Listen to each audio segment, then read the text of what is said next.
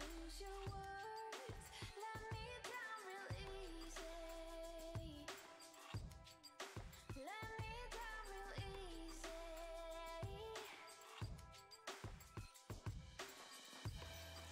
Well, I'm doing just fine, because I caught your lies. You say that it's you, not me. Baby, now that I am free, I want my lips back, my time back, my words like when I said my love back, my life back, my heart, the one that you knew could break, the one that broke with your confession.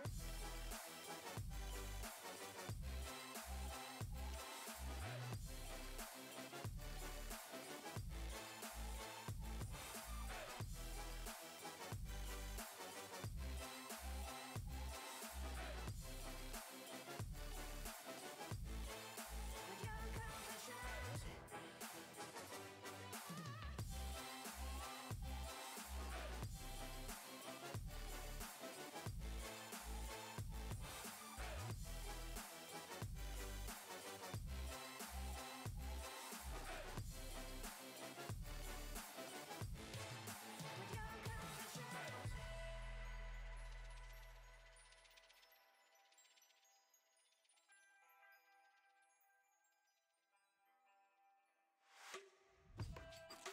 I'ma let you speak.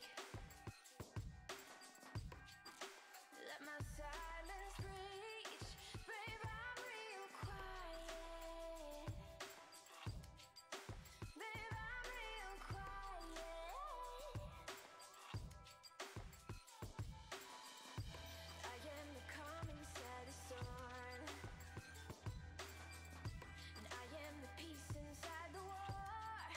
Your confessions took their toll, but baby, I am in control.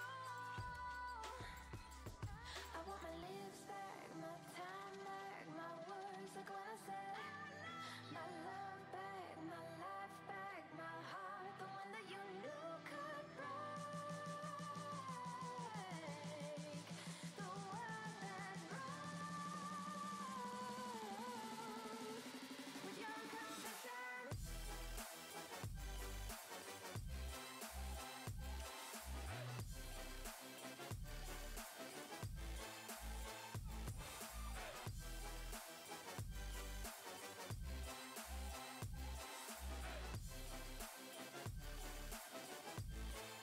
With your confession.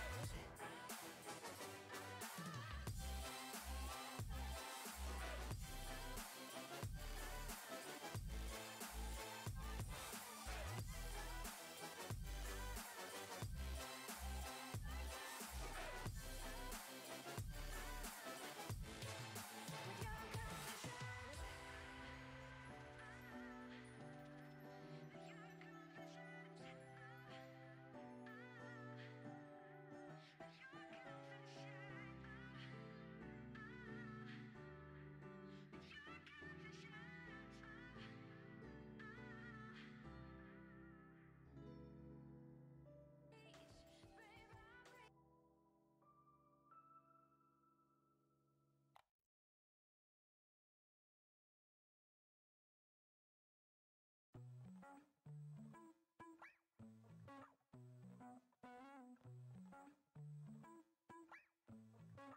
all I wanna do is stay. Here's a little light of mine that I would never dare to find if you and I didn't collide. All I wanna do is stay. You've taken me by surprise. You brought me back to life. You didn't even have to try. All I wanna do is stay. Yeah, I'm flying away to the birds in LA and I won't be back. But I promise to you that the miles in between us will never change. The nights we stayed up, it felt okay. Turn into love a million days. Wouldn't be enough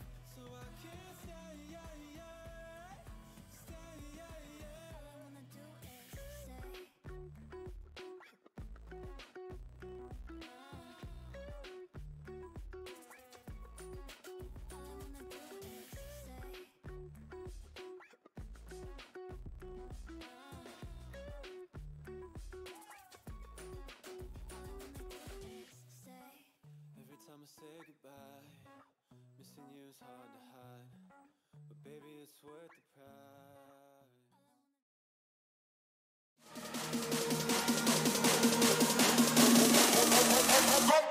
price. Selector.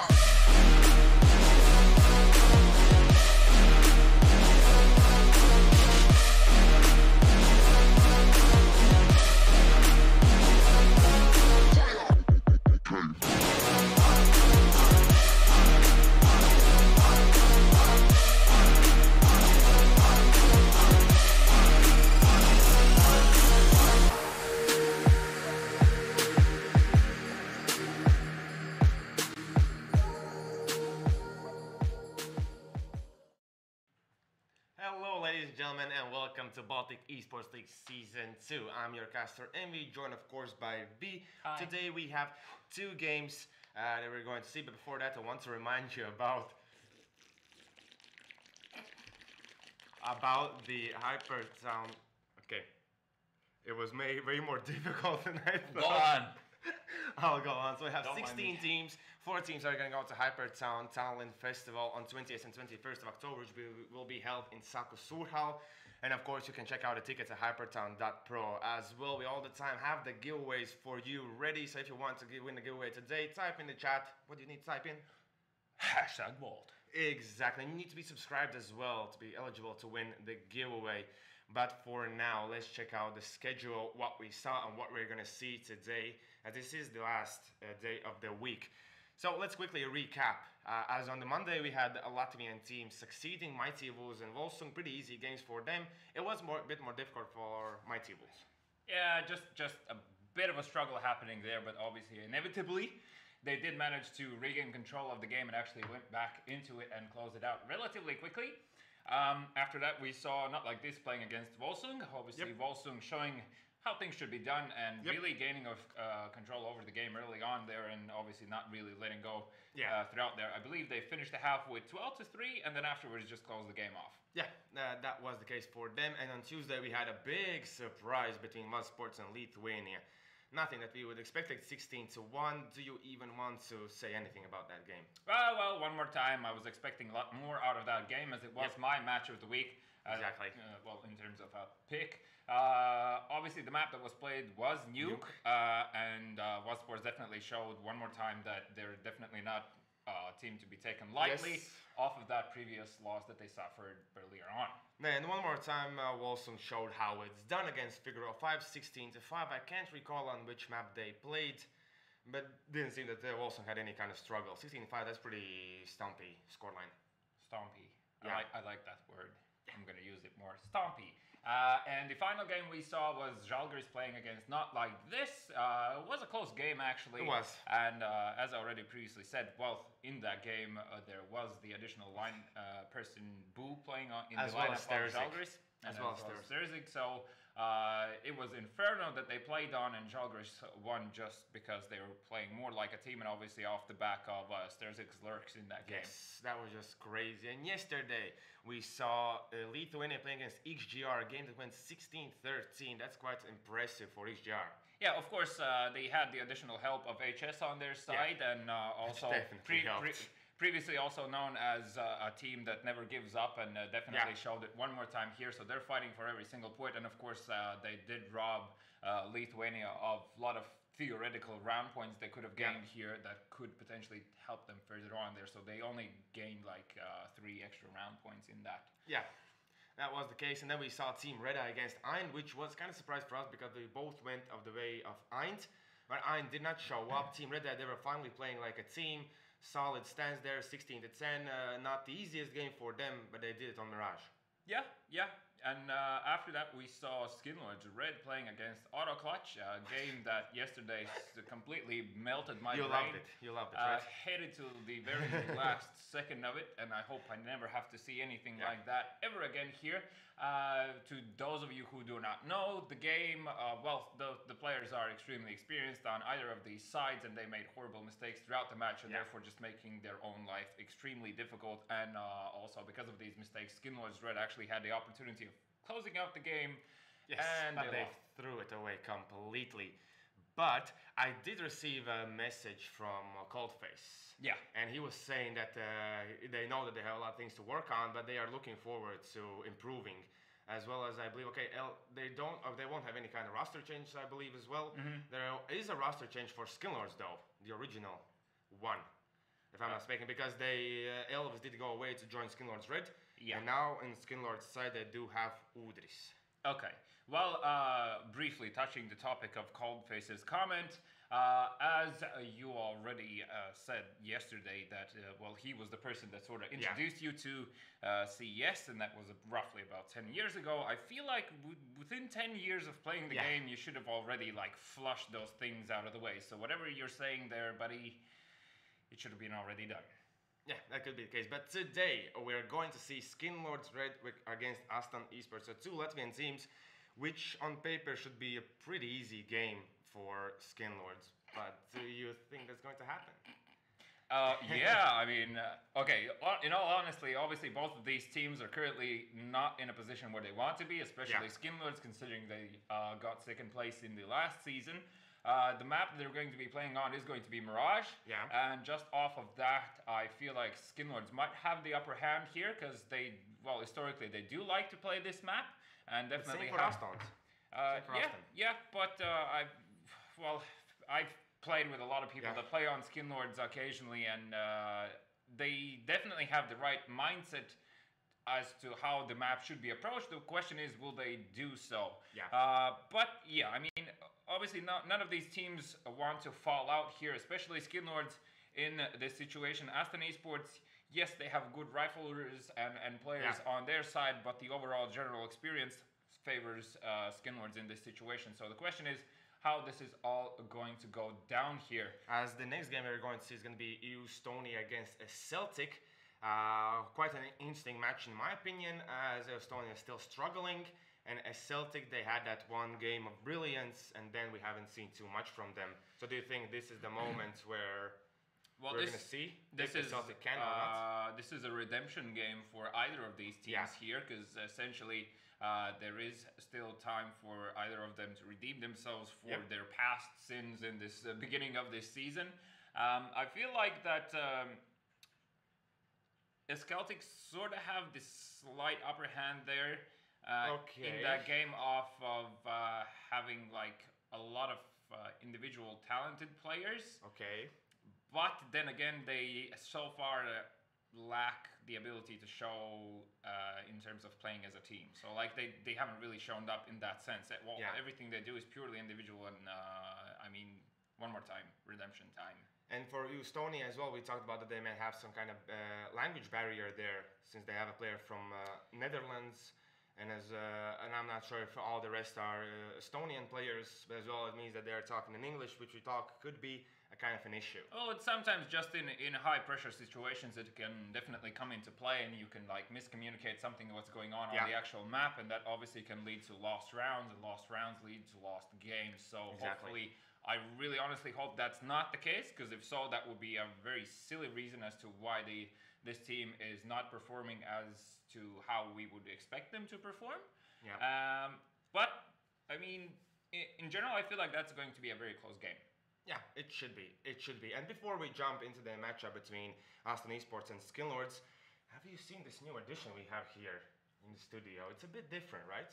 Isn't it? You don't see it? You don't see what that is? The TV. You have no. That is not just the usual TV.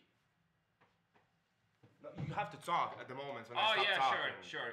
Bend over and pick up the box. I'm gonna put the chair between us just in case. As here, exactly. Is that an explanation as to what this thing is? So it is a Samsung Flipboard. Flip presentation. Could you explain me? Oh, there's an explanation as to what that is. Yes, exactly. So pretty soon, I believe in the next week, there's going to be involvement with this new addition here in the studio. We will learn it from beginning to end. Will you not, right? You will. What? You will learn it from the end, from the... sure. It's fine. You'll know it all. Yeah, but this is a pretty cool addition as well. A new thing for us to play with. Going to be pretty fun.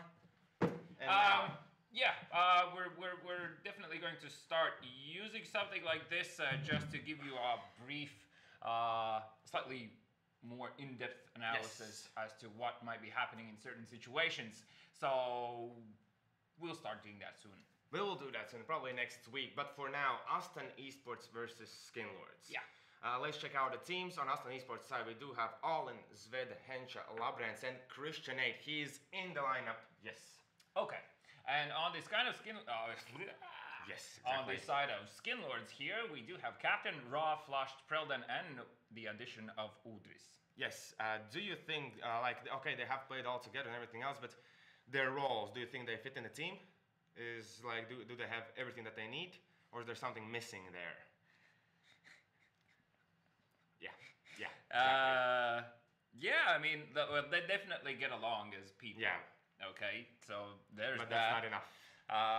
They lack definitely a dedicated leader, I would say. They have a good idea of how things should be done, as I already previously mentioned, in general. Yeah. But I feel like they slightly lack control in certain situations, and that's also the reason why you see situations where they're sort of in the lead, and then suddenly everything starts crumbling apart. Yeah. There's no one really there that takes on that role. There's a difference between leading your team and then just not necessarily shouting at them, but just not being constructive in the way how you present your ideas. I like the first thing that comes to your mind is for Skinlor's team that they need someone that could scream at them. No, I was saying like that's not what they need. But you mentioned it. Do you think they maybe need it? I feel like there's plenty of screaming on their side happening already. Would you do that, or do you have any other guy in mind who could help them out? I don't think I want to get involved in that. Okay. I mean, not for free. Of Wink, course. wink.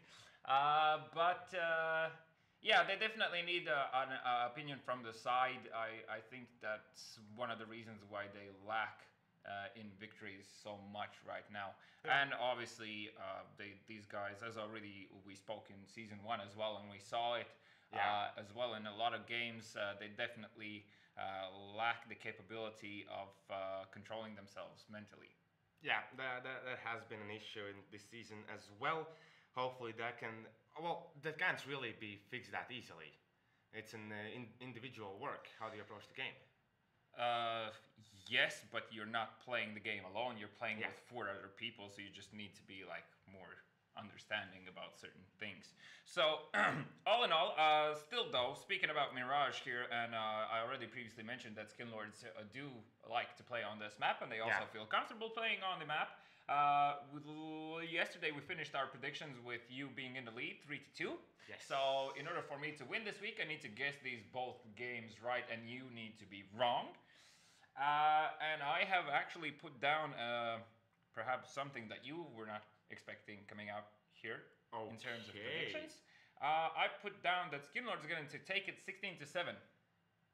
I was expecting that. You were expecting that. I'm expecting that because I'm also going to wear Skinlords. I don't think it's going to... They have played against these players from Aston eSports many times. They know them. They understand how they play. So it's going to be Skinlords. But I'm going to say 16-8. Okay. Yep, exactly. That's going to be my score. And if I win this... Yeah, well, if you win this, have fun, man. I mean, I'm really excited about what sort of punishment you might be giving me on the next shameful Monday that we're going to see next week. For now, though, jumping into this match here for Skinlords, I feel like they're also going to be a team that is going to be approaching, same as we saw yesterday on Mirage as well. That was, who was that? Team Red Eye, was it? Yeah, were they playing? Yeah. Team Red Eye. They were approaching middle from the T side a lot, and they also constantly had a presence there. As far as I know, Skinlords actually do prefer to play through middle as well, but they, whenever they have the opportunity, they're going to try and abuse spawns towards A. Yeah, of course. As well as on the first round, you can expect either most likely a connector rush or a rush towards short. Are they going to go all together? They like to split up in this kind of scenario. For the most part, they go together usually, but there are definitely strats in the back of their heads that where they could use a split. That is speaking, of course, about pistol rounds. Buy rounds, though, as I said, it's going to be played mostly out throughout middle, and then in certain situations they're going to abuse spawns. They also have set plays towards A. Not entirely sure about B. I mean, I know there's a few people that definitely know how to smoke things off on B, either through apartments or I would actually one more time like to see a B fake coming out of A ramp. So like when you throw the smokes over towards B, and then like give it a good solid 5 seconds, and you can just use a lot of explosiveness towards A. Do you think Zvede is going to be an issue for Skinlord since he's the main operator for that team? He definitely could be a nuisance here, especially also him being on the CT side. If he gets a good enough spawn towards middle, he can definitely surprise the players in middle. And as far as I've seen, definitely Zvede has the skill to do so as well. And he also is an operator that does move around quite a lot. In comparison to perhaps some other players. I would also expect the AVP to go towards short through B and peek into middle also from that position with the help of flashes over towards middle. And just in general, you can expect both of these teams flashing into mid and then peeking afterwards, being on the CT side. So there's definitely going to be a lot of information gathering happening towards middle, and middle is most likely going to be the biggest area of control and kill-wise. Exactly. Well. We are still missing Flushed. That's shocking. That's not a surprise. He from time to time misses the beginning of his games. As if I'm not mistaken, Skillers, they no longer have the stand-ins possible. Wouldn't be able to tell you, but Flushed is probably flushing something away still, so we'll just wait for him another few minutes, give him his time. I hope he feels comfortable with us making us wait. I guess that's not an issue for him. Well, he should know that, I mean, yesterday Lithuania did suffer one penalty point, and that is going to be enforced in situations where if the game is being streamed and you are missing for more than 15 minutes. Exactly, but yesterday they had a pretty good excuse. Yes, but still, rules are rules. Exactly. The logs were checked, everything has been confirmed, they have admitted their mistake, and we're just moving on. Moving on. Okay, who do you think is going to stand out from each team? I actually think Preldin is going to stand out a lot here, and same as Raw. Just because individually playing against players such as on the side of Aston eSports, they really know how to handle them, and they also feel really comfortable in 1 versus X situations in playing against them. So I feel like those two guys on the side of Skinlords are definitely going to stand out here. On the side of Aston eSports, as already mentioned, Zvede, definitely. Potentially Tallin. I mean, he hasn't really shown up lately, so I feel like this should be the game where he does. The last time I believe we saw Aston eSports on Mirage, he was playing B side very good Tallin, so he's going to probably be the strong presence in B. He has really good idea how to handle all the angles, so that could potentially work out. And of course, Christian, who was a stand-in last time for Aston eSports, now I believe in the roster, no longer a stand-in. He's in the roster. He as well can definitely show up. I'm really thinking that if he catches the feeling in the beginning of the game, is going to be okay. But in order for that, Skinlords, they need struggle in the beginning. Do you think that's going to be an issue, or? They're going to start having issues if they lose the first buy round. Yeah. I feel like that's the first point of struggle for Skinlords, and historically, as far as I can remember, games that we have spectated, that's usually been the case. If they lose the first buy round, then afterwards they might rush into a rash decision, and if that decision is bad enough, then things just keep getting worse. So. Exactly, they start playing solo, no longer the team play is there, but hopefully we're going to see a close, fun game right here. At the moment, still waiting. What else can we talk about? Do you know if there are chickens in Mirage? One more time, chickens? Yes. No, there is not. What if I would show you one? Do it. I can't show you one right now. Okay. But I think I know where there's a chicken on the map. Okay, so a hidden secret. Yes. Can you even can you kill it? Can you kill the chicken, or is it just like? No. You can't. No. Okay, I'm thinking where Mirage. In other parts, there's that side with the carpets and everything else. Maybe in there could be something. Behind the carpets. No. Like there's like the not the chains, like the. I can't recall the English name for that. The what? The bars. They're the bars. Yeah. And then inside there's like a shop. Okay. There are carpets on the walls, and maybe inside them. But from your reaction, I'm guessing no. No. No. Now I'm eager to look where that chicken is, man. Go ahead. Wait. Show me where you thought it was going to be. Here. See here. Oh, okay. There's this spot. No, but there's also another cash register there. There is. Does it say how much money does it have in? That is very interesting thing to check. High quality CSGO content right here. Let's go. Obviously, it's been blurred out, so we wouldn't show the company name and of course. what has been bought. Where is the chicken? Where is the chicken, man? I don't think you'll find it here. I was thinking actually of showing you a screenshot where your face is like implemented somewhere on the map, and then just say that you are the chicken. Okay, ladies and gentlemen, MB is now leaving the building. It's not going to be solo casting today. Thank you very much for joining. Bye! Catch me at MB TV. I sometimes tweet, but nah. Yeah, okay.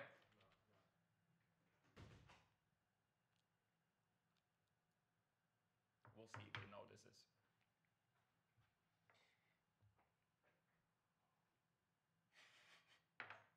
So, getting back to this game now. I mean, Flushed is still missing, so there's that. He still has another 3 minutes to get on the server before he gets to suffer major penalty points here. As for now, though, I think for Skinlords, though, they are definitely a team that don't mind starting on the terrorist side here.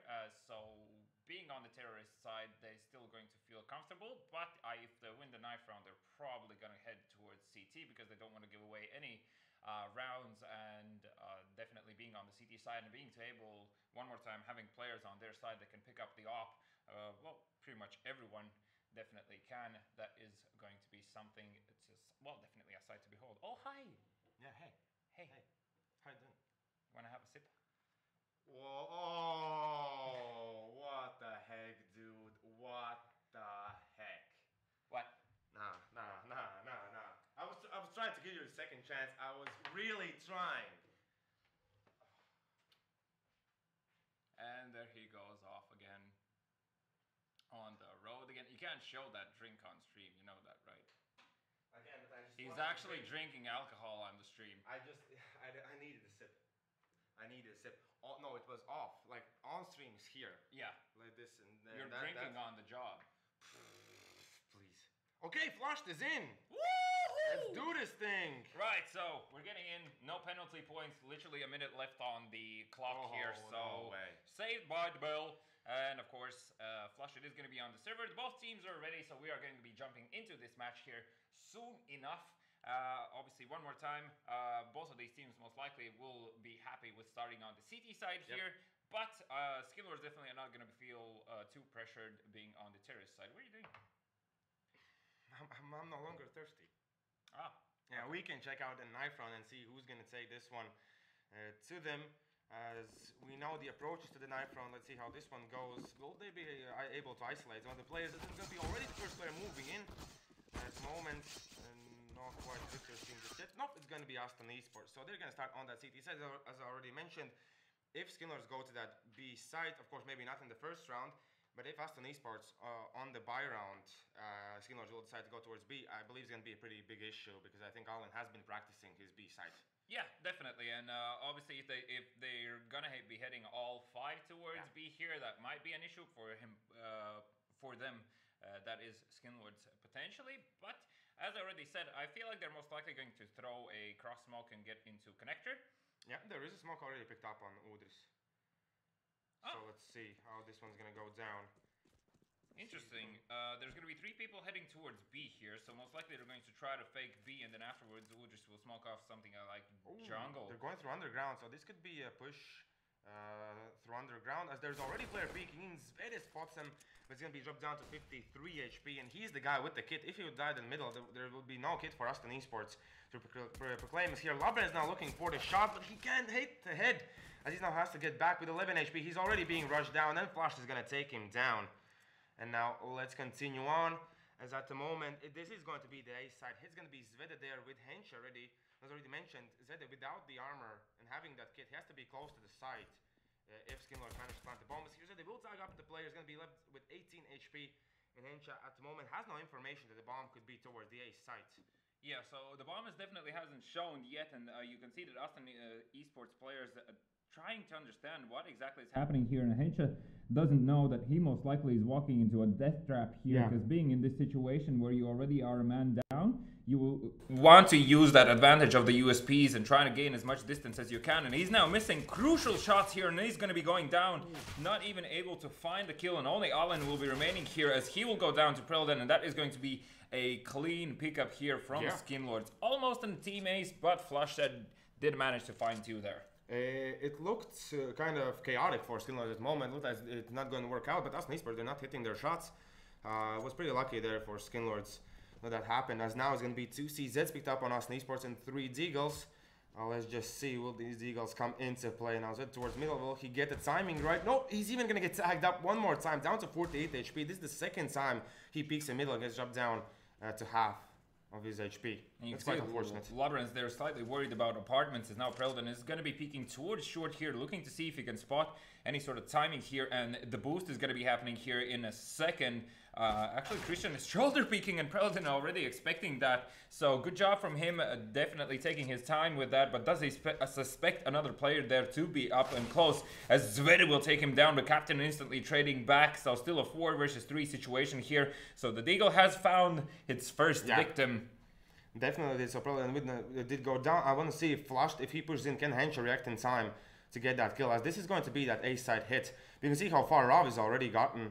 I believe he's just trying to fake that sight, as here Labrens does spot a player, almost gets the kill as he only tags up Udris there, down to 66 HP now. But as you can see, they're going to now push into connector. Labrens in a world of trouble, as he's going to go down, and now only Hensha remaining in this side. He switches position, does not hit his shots. Now only Allen remaining. He already got Rav, but here against an AK2 UMPs, there is no way for him to survive. And it's going to be one more time going around a way of Skinlords. And now full eco, are you a fan of rushes? On a full eco? Yeah, you could just go for a slope. Yeah, as well.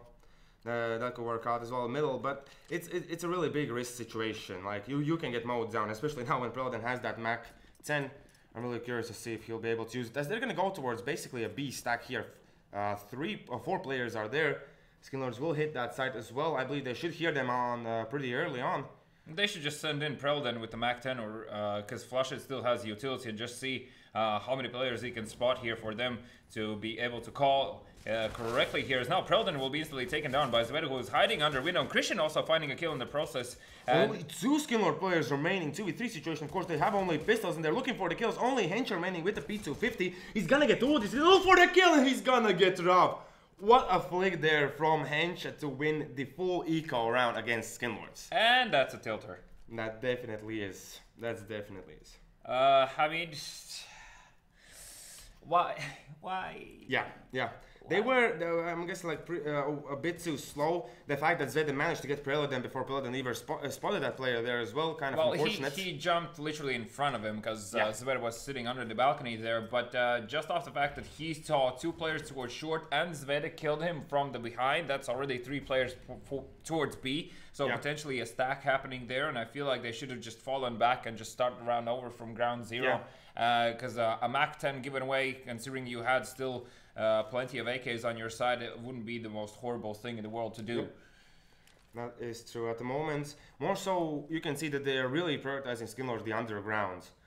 So they're trying to find the players. As Aston eSports, they really like to drop down here as well. We remember in the first rounds where they dropped down to spot if he can see anyone. This time with the op, he's having a bit different approach. And in the middle, who is it? There's going to be Christian with the M4. I believe he missed the time and catch out any of the players. As here now Labrens has to find a kill. Already evaded, I believe, the bullet from Rav's Deagle, as now he's going to push on forward. He could potentially get this kill. Already he spotted the player, and now they're going to push out. Hensha from this position, he's checking that stairs, but he doesn't see anyone, as Christian's going to get killed against Flushed. Now they're going to push on forward. Hensha with his spray is going to find one, is going to push out, but instantly will be taken down there by Udris. So it's going to be 3v3 situation, and now a retake for Aston. As Labra is the first guy, he already spotted the player in the side of wall, and it could have been successful there. especially now against Udris. As he managed to get away, the bomb will be planted. These are pretty good after plant positions for Skinlords. Yeah, and obviously they used that smoke to get into CT spawn safely there, and also had a flashbang in his pockets. Now Prelden will almost fight Labrans in that situation, but unfortunately did when Gao went down, and Udris should be the next point of contact here, as now Captain will find the kill. But in the end, Udris is gonna save the day with 4 kills. That was so close for that defuse to go through. Yeah, and you can see that currently, because Aston eSports won that previous round and now lost the next following up, once again they're going to be on pistols here. Only Zwede actually being able to purchase something a bit heavier, but they're going to go definitely... oh, actually they're forced up? Yeah. Okay. And they have... they don't have too much utility, as we can see, but they're going to go for that stack A site, and they guess right. At least that could work out for them, and it worked out last time with only pistols. Yeah, so currently Flushed is on a Galil and has no nades. Please be the first to actually check here, or at least ask for a few flashbangs over, just so you can understand what the situation is going to do. It's actually going to be a contact play. He spots the player towards Firebox there, and he will be going down, as now both Raw and Captain finding kills here. Little do they know, there are 2 more people and Zwede already on the way here. Christian finding another kill here, looking to find his 3rd, but Prelden will take him down in that situation.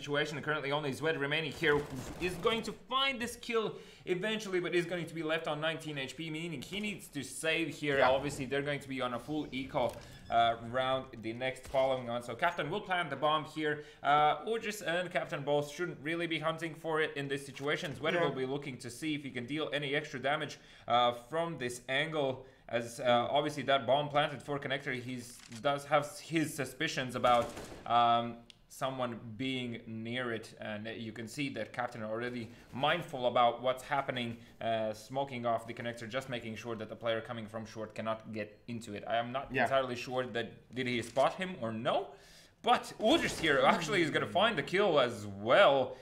Brave move coming out from him, and of course that is going to be another round towards the side of Skinlords. And as I already initially said, you are going to feel pretty comfortable, well, I mean, they are going to feel pretty comfortable being on the terrorist side there. Yeah, the Skinlords definitely no problem there. And for Aston eSports, it feels kind of tough on their side. I definitely thought they're going to have better chances, especially on that B side. But we've seen that they are not prioritizing the same hole that they did in the GOEXANIMO tournament. Yeah, unfortunately not on the same level so far as Prelden. One more time finding Labrans here. Henche once again with the P250 showing up, and Hollins finding a kill, Henche finding a second. Is this a deja vu? This is the type of situations here. Christian, he's gonna miss his opportunity to find a kill, as now the bomb plan is gonna be 2v2. We can see Henche both with Zwede, they don't have the armor, so it's gonna be pretty tough for them to work around this.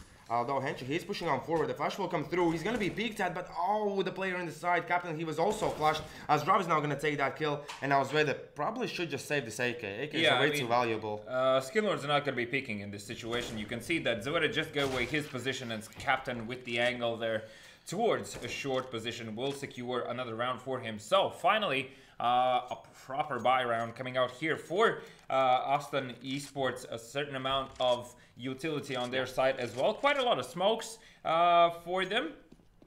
So let's see how they decide to utilize these smokes. I would like to see some like a weird smoke towards upper middle, and then combined with flashes, sort of push situation happening, or something like from CTs. Yeah, to surprise Skinlords, because so far it doesn't look like that Skinlords are going to be changing the pace of the game. They're going to start off quietly and then looking to execute and abuse the fact they're just looking to trade it out essentially, and they know that because they have those rifles are on their side.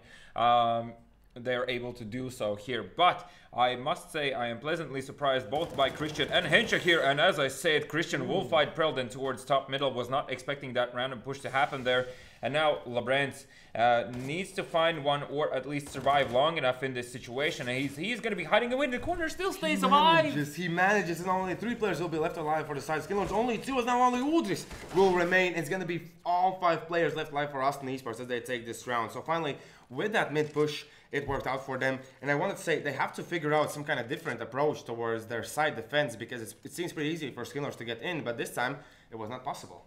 They did not get in. Yeah, so unfortunately it didn't get into the actual site, and this should be also the moment where they go for a pistol round, and then, following that I would like to see an AVP coming out and plays starting happening off of that. That would be one of the switch-ups that you can do. I mean, I don't think all-out aggression here is the key, at least so far, so I feel like they're going to find more success if they're going to be heading for that AVP play. Yeah, that could be the case, and I like this now. Aston eSports, they're putting 3 players towards middle. As we can see at the moment, Christian trying to peek in through the smoke. There's also, who is it there? Labrant is going to go down. And Christian with the grenade and with the shot is going to kill off Captain. And there's an only flash remains in middle. Quite unfortunate if you ask me. And this is what I was talking about. All in towards the B side. If the players push out, as Christian will take the player down in middle. Only 2 players remaining. And okay, he switched his position. This position as well is good. But I really like how he played around that track area. That smoke is a bit weird one because Alin won't see. I don't think he will see the player passing through unless he's going to be passing as currently Prelden is near those windows. So Prelden's still looking to see if he can find any sort of angle on these players, just quickly shoulder peeking. And now Alin, I love that position. It's such an off angle and so many teams are not ready for it. You can see that instantly he will take down Prelden here, understanding that Ra most likely is going to be close as well. There's only 30 seconds on the clock. Ra almost finding that kill towards short here, and obviously you can be a bit frustrated in that situation when you definitely know you got the tag in and just that second bullet just doesn't go there. Yeah.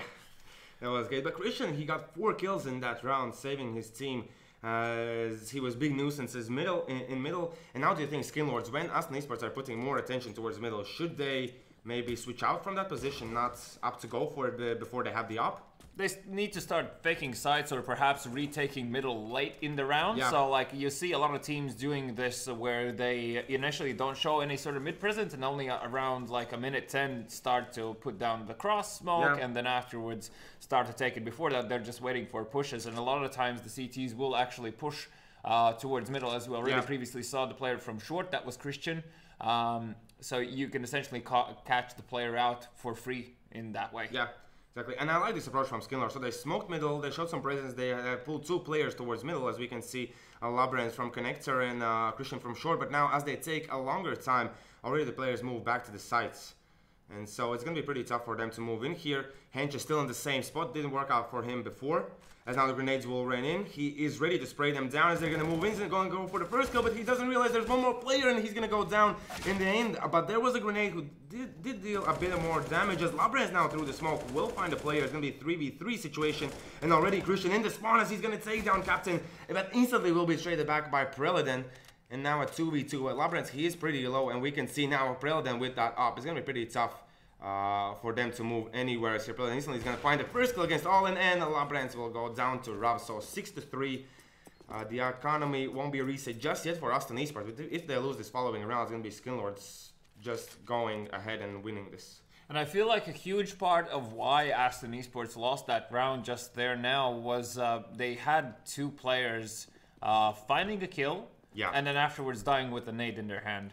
Prelden just got boosted and he will get the kill. And the second one as well. It was a run boost that allowed Prelden to get in that position, but here's going to go down to Christian. What a great highlight that would have been if he would have just continue on. But you can see also finding a kill here and potentially might find his second in this situation, as the Molotov will come through here. He's going to be expecting the terrorist player to push, but that should not be really happening, as there's no real reason. You just need to make sure that you can deal with the situation of what is happening with this CT spawn here. And a first flashbang coming through here is not going to be entirely helpful for them, as they did manage to put the bomb down, but that's about it. Flushit is going to be hiding behind this default position wall here just to see if he can stay alive long enough, as now Ra will find Alin in that situation. Flushit will find Christian, and only Zved remaining here in his position is already known, so they are looking towards it, and Ra with just a pre-fire will find another round. So 7-3 in favor of Skinlord so far. That round looked really good for Aston eSports there at one point, but Skinlord just, their positioning was a bit better, as we saw. Like Christian, he was peeking out with the R, but he was instantly killed off as the player was checking, I believe, through the like small crack there on the boxes and finding the player. So now they're going to be one more time on pistol, but remember what happened last time when they were on pistols. Yeah, so I mean, Captain does have the AVP in hand, and Udris is currently sitting on the MP7.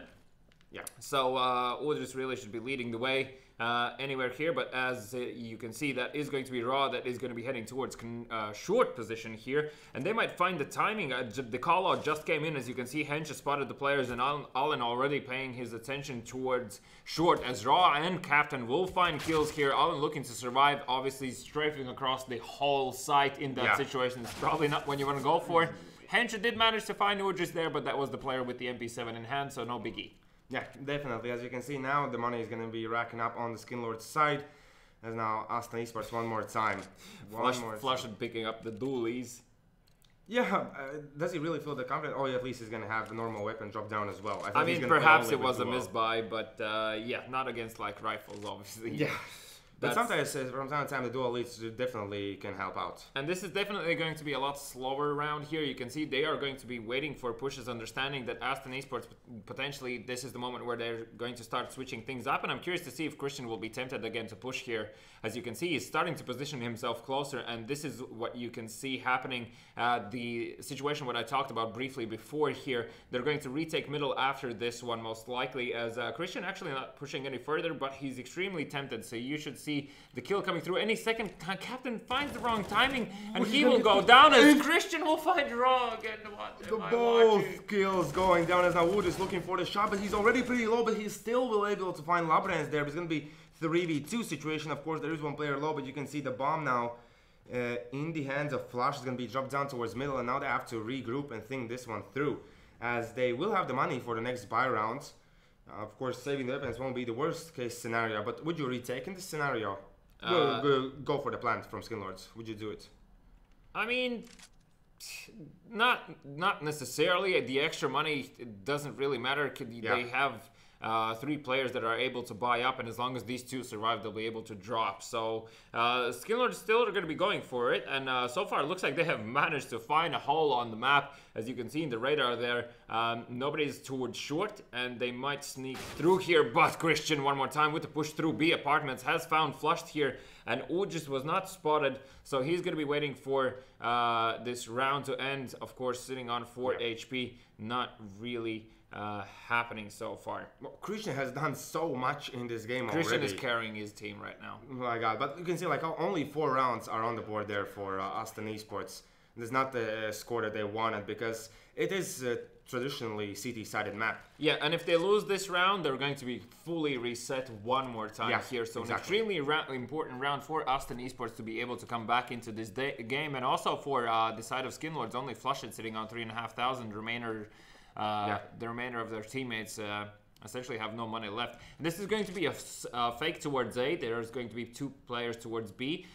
These A players should actually commit quite a lot to it, but I would say as soon as if you lose 2, definitely the 3rd person should not commit anymore, but just instantly fall back.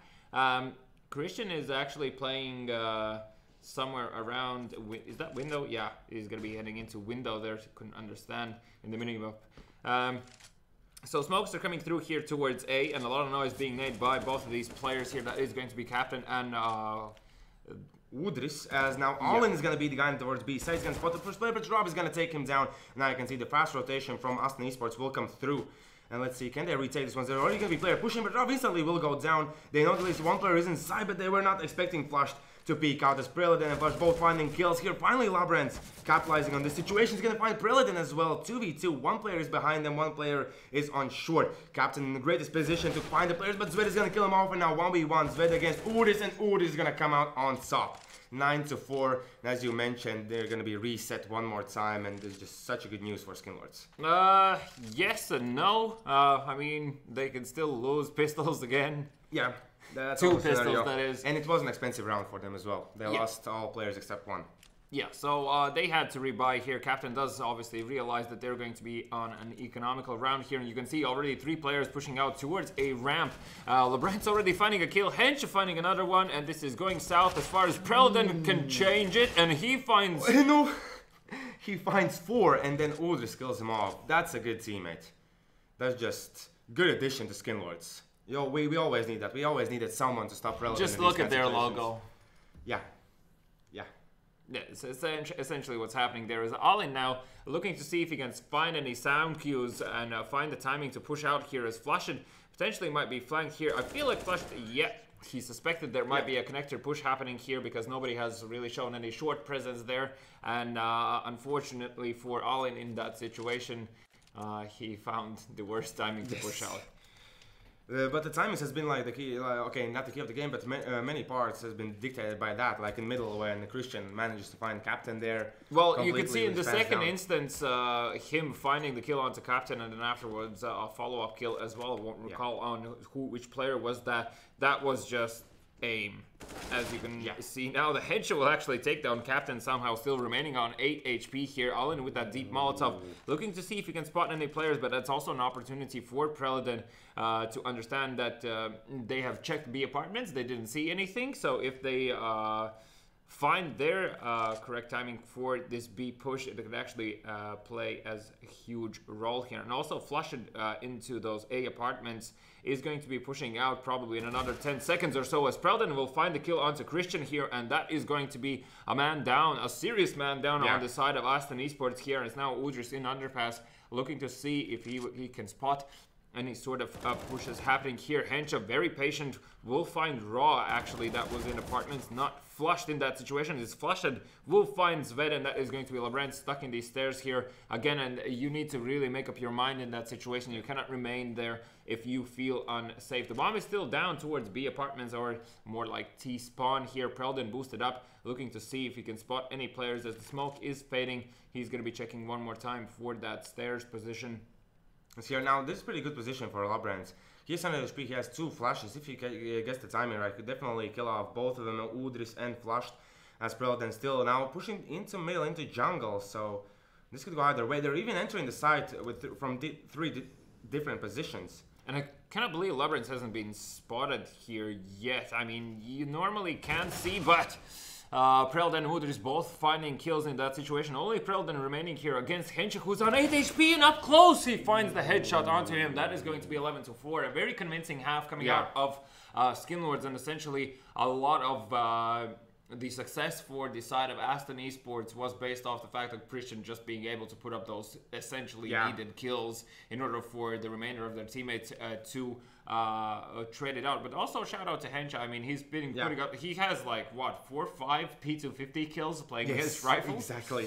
So yeah, a lot of that. And also one more time on the reason why I like the P250 against rifles. Yeah, it just works. You get that one headshot and basically you're already getting the kill. So Aston eSports are going to go for a gamble here and just going to... all 5 are going to explode towards the A site. Raw should definitely stay put and not show his position, as 2 CT players should expose themselves just to make sure that the terrorists believe the site is empty. You can see Captain and both Flushed are baiting for his teammate. Raw passing on the information. As you can see, these players not checking for it. Raw, what are you doing? As he finds the kill. Such a long time. He's looking for a kill. He has to get away now. It's going to be 2v4 situation here. They're still looking for the kills on both players. Will go down there in the end as Flushed and Prelden find them. Way too close for comfort. They're missing those shots. Yeah, it almost all went south there, but obviously Ra was tempted to take that kill, as he saw that already terrorist players are approaching both connector and jungle. Yeah. So they will be turning around and facing back, so he needed to go for that kill in that situation. That's the reason why he was taking those shots, but as it always is, killing someone from behind, ironically, is a lot more difficult here. Yes. That is the case, as now it's going to be a bit different approach there for Aston eSports. They're putting 1 player in the underground, 2 players towards the apartments of B, as they don't find any luck. And let's see how much Hench information can he gather here, as there was Captain there jumping up and down. I'm not sure if they spotted each other. You can see Hench no longer wants to go towards that position. Yeah, and Prelden is going to be looking to... Actually, he's not going to be using his smoke just yet. We'll use it with a bit of a delay here. Still players being spotted for by Udris here, and that smoke conveniently has a little gap towards the left side of it, and now of course fading away. I don't think anyone will find the headshot onto him, because strafing like this is a lot safer. Look, but Preliden is in the smoke, and he's gonna find Preliden. Good job there, managing to find the players. Now he's already being checked from connector, and now it's going to be all on Udris here. Although Captain already has rotated, he's going to check the apartment position, as Zvede will get in better position there in short in the ladder room, as Flash is going to take down 1, and now Captain looking for the shots as well. He doesn't get the kill. Udris will get the kill. as now captain, he only damages the enemy players here. Now the UMP long range, not the best case scenario there for Flush. He's going to change things out. And now let's see how this push will begin, as the bomb will be planted for Aston eSports. But will they all be found? As Christian's going to find the player. He's going to look for more. He already knows where to look. He knows from where Flush could come through with the FAMAS, as the short's being checked as well. Now Christian has the information. He's going to look for the kill, but Flush is going to win in that duel. You can see both of the T players are low. So this is going to be a pretty difficult one. And I like this position, this kind of scenario, because this could definitely work out. As you can see, he's going to be pushed. He's going to be checked, but he still managed to find kills. Looking for more. You can see how low Flush is, and he's going to go for the kill, and he's going to get it. 5-12. Do you want to scratch your eyes out, or was it that Aston eSports playing good? That was raw throwing away the round. Okay. Because, like, wow, your two teammates are far away, and you just jump into a site where the bomb has just been planted, and there are 3 terrorists. Yeah. No nades, no distraction, no reason. He believed in himself. Yeah, well, cool beans, you just lost the round. That is super unfortunate. You can see, I like that Aston eSports are already preparing for some kind of aggression from Skinlords. I hope that they continue on doing that, because at one point definitely Skinlords will be a nuisance to play against if they get their confidence on CT side. Yeah, so still no first blood really drawn here. Captain has taken some damage, and Wooders here will actually return the favor with the Deagle, so dropping Labrans down to 68. Prelden in A apartments. Oh my god, he's gonna hear so much information here in a second. Yes. As he's actually gonna find. Will he find the first point of contact? Yeah. No. Okay, so that's the guy on the edge here. Yeah. So you definitely hear. He can backstab him.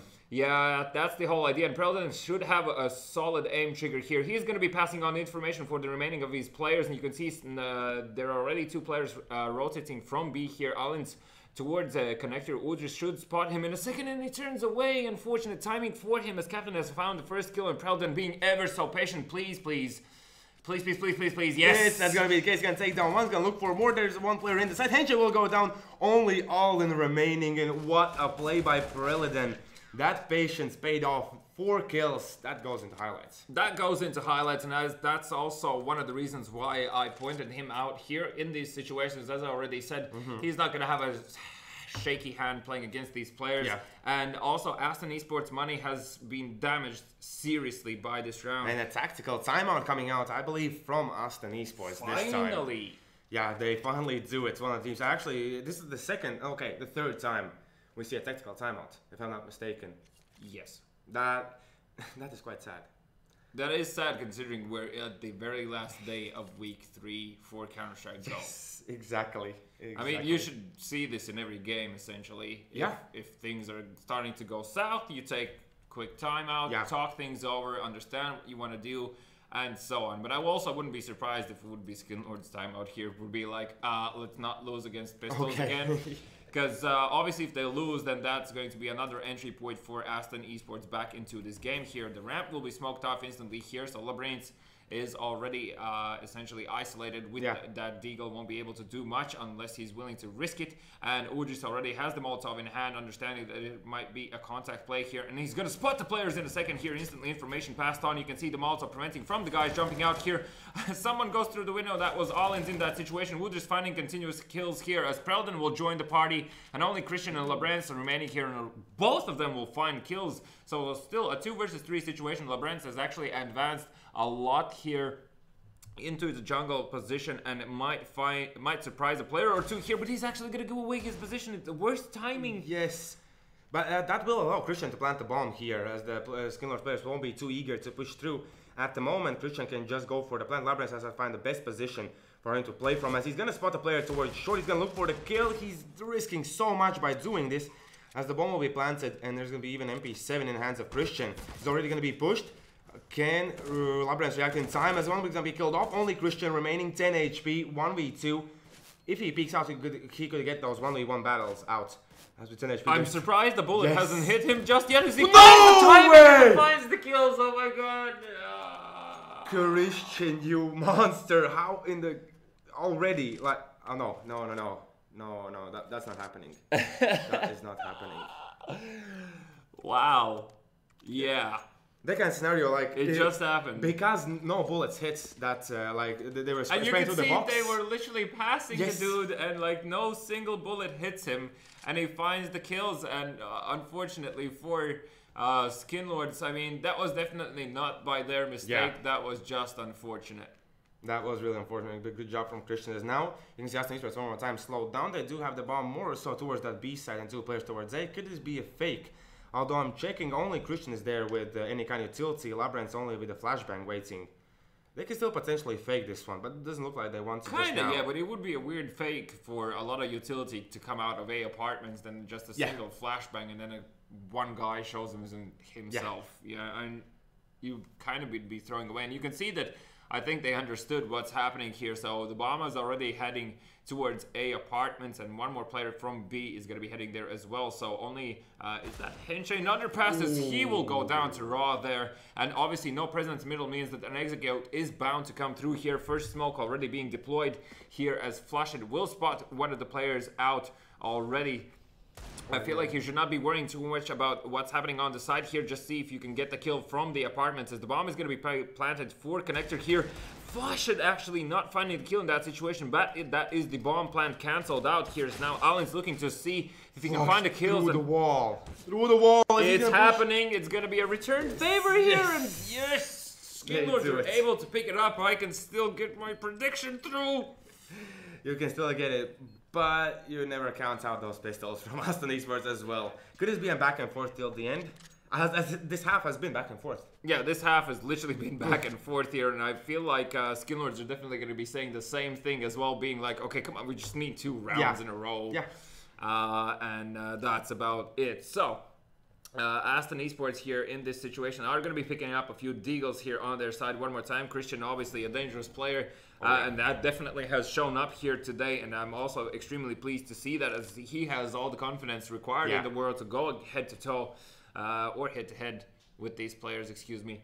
And now just raw peeking to see if you can find any players trying to be sneaky all about this as well, with the deagle in hand as well. A known player to be dangerous with this weapon is going to be peeking towards sight. Not going to find anything. Raw already finding the kill with the Galil actually as well, and instantly throws it away one more time as Hensha will find the kill towards Captain, and still a 3 versus 3 situation. And that's going to be 3-on-3. Let's see, as the bomb will be planted. All in already looking for a kill with the Glock, but this only Glock in his hands. And you can see there's going to be... Okay, Peralta is going to find one. The grenade will kill off the next one. And now Christian, 1v3. Can he do this one? Can he surprise us one more time? As they're going to rush him forward. Peralta can't find the kill. Christian looking for the shots, but Udris will come in the party. He's going to kill him off with the AK. It's going to be 15-6. They're throwing on purpose. They want to see me lose because I've been flaming them. Yeah, that could be the case. That could be the case. Let's see. Now when they have that 15 rounds, they're going to be like, okay, now we can give away those rounds. Now it's okay, right? No. Yes, this is going to happen. Please close it out. Please close it out. I'm not sure about this pickup. 2 ops. I'm thinking Christian is way better off with the AK in his hands than the op, but let's see, maybe it'll work out. And Zveta also being extremely aggressive here with the AVP, might find the kill towards connector. That's gonna be Raw instantly down here, as now Zveta is gonna be approaching to see if he can peek into short. Won't find anything just yet, but he's making quite a lot of noise in the process here, is now only just being quiet, and Lorenzo will find Preladen here in B apartments as he was trying to push and see if he can equalize the scoreline. Ujis will need to go huge here in order for him to save his team. You can see the players already falling out. He finds the first kill. Captain looking to find a second, won't be able to do so, and Ujis still needs to go huge as he will go down, and only Flushed remaining here in this situation. It's back and forth again. Just no. Yes, exactly. Because guys, I'll remind you, if this game is of course like won by Skinlords, but with a scoreline 16-8, then yeah, you can see he's already kind of sad about this situation. But as a kind of Flushed, he's gonna get the kill. It's still 1v3 in this scenario. I'm not quite sure. No, he's not going to be going for it, so there's definitely going to be the 7th round heading towards the side of Aston eSports here. But at least Flush had the mindset there to check that position. Yeah. That's quite good job, but Zwed is going to take him down. 3 kills for Zwed. What an off showcase by him there. Finding Rav there, pushing forward, finding the next player. Good job on Aston eSports side, as now it's going to be Skinlords. You can see We're just already going for that up. I mean, talking about prediction game out of the window for a second there. They have all the reasons to force up here. It's 15-7. They can still lose a few rounds, and if they had the chance of closing out earlier here, then why not? I mean, they found success before. Yeah, they definitely have. But now let's see how this defense will go. As at the moment, we haven't seen. Okay, Zved has been pushing in middle, but we haven't seen like any player from Aston eSports go just nuts towards like the A or B side as Skinlords did before. It kind of worked for them in that kind of scenarios. Here, who is it? Zved is gonna miss the shot. Captain now he knows where to check, but he has to be careful because Christian can peek out any second and find his head if he's peeking into that position. As now they're gonna even leave Christian alone here towards the A side. They're gonna grab the bomb and I believe head towards that B side. And you can see the rotation already coming through for Skinlords players here. I wonder what really gave it away because I didn't really see Maybe Captain anything. heard something as he was in this position. He could hear the players running away from T ramp. Yeah. Maybe that was the case here. But let's see. Now it's going to be okay, it's Udis with the op and Perella then with the Deagle to save the day. Now let's see. So Urge definitely needs to find the entry here if they want to come back into this game, as now that he will find the first kill towards Islands here, and you can see that is going to be a delayed explosion towards B side. Lebrun's rushing forward, looking to see if he can equalize the kill, and will find the kill onto Urge instantly. As now the remainder of Skinlords need to retake this side. The rotation was already there, but they passed away. Preladon dangerously peeking with the nade in hand in that situation. Captain will find Christian. That is going to be an AVP retrieved on their side. They don't have any kits on their hands, so they need to go for this retake quickly. And Lebrun will find his second, as now there's already a player out. That's going to be Preladon and Raw finding kills in this situation. Only Henshu remaining here, as the Raw has found a defuse kit along the way. And they will take it! What? Yes! No, Woo! no, that just did not happen. 16-7. Skinlords take out a round out from nowhere. Out of from nowhere, 16-7, 3-3. We are 3-3 though, we are 3-3. One more game still. I need to win 2 games, I got the first one, so. Yeah, and your prediction was 8. I mean, I was, okay, now I can admit it, I was sweating bullets there. I was just like, please. For the love of God. And when I saw that they don't have any kits, I was like, well, it's just gonna go to hell. But, wow. Yeah. First of all, well-paid Christian. Yes, oh my goodness. That guy definitely shows up. I mean, when it's needed. Him showing up, Hensha finding a lot of kills with the P250 also gave them extra opportunities. Of course, winning that pistol round, that was in round number 3. Yeah, those Hensha's 2 kills last. Oh my goodness, that was just crazy. And the last was just like a flick. Yeah. So that was well played from them. Of course, as we saw, actually both of these teams on the terrorist side played like a sort of similar game, but the Skinlords, obviously, they're slightly gambling in certain situations when the enemies have pistols and just being a bit too overconfident.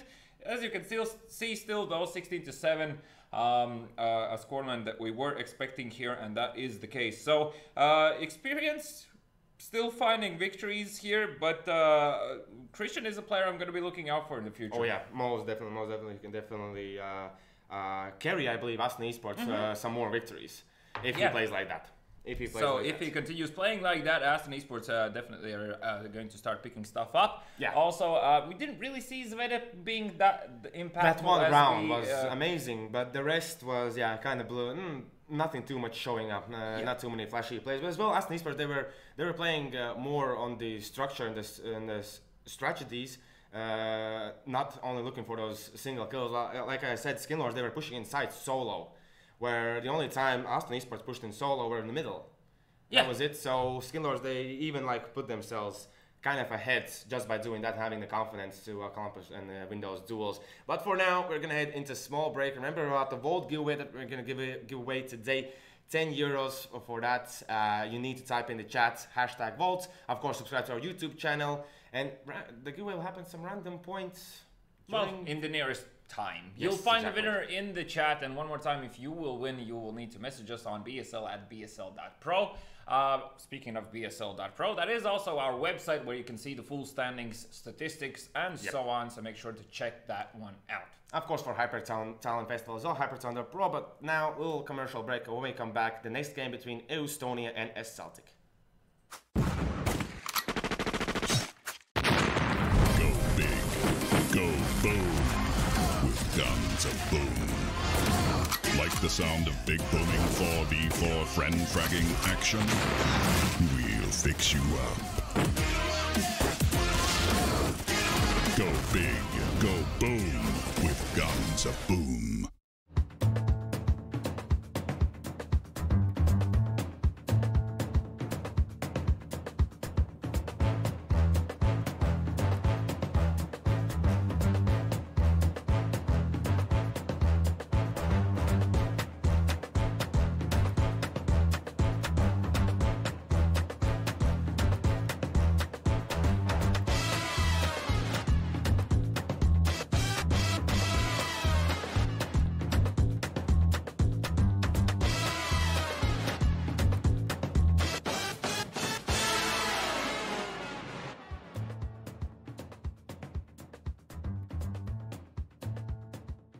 Lešik, butik, jau viss ir redzēts. Thriller, killer, tas viss ir redzēts.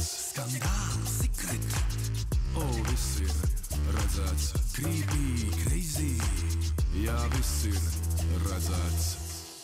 Pārsteidz mani, pārsteidz mani, pārsteidz mani, un tagad pārsteidz mani. Lūdzu, jaunā Helio interaktīvā televīzija nomaina Lattelecom ITV. Televizors, tālrunis un planšete darbojas kā viens vesels. Tagad pārvaldi un aizraujies pilnīgi jaunā līmenī. Izklaide progresē. Helio.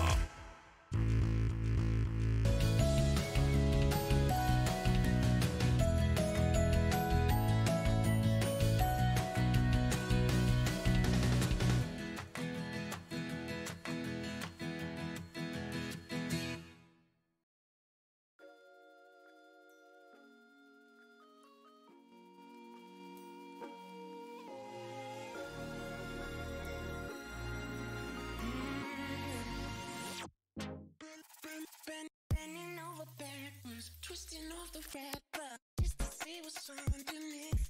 Oh, dirty little Cupid, she made me do cute shit. Baby, having fun with me, but I don't mind, don't mind, don't mind, don't mind for you.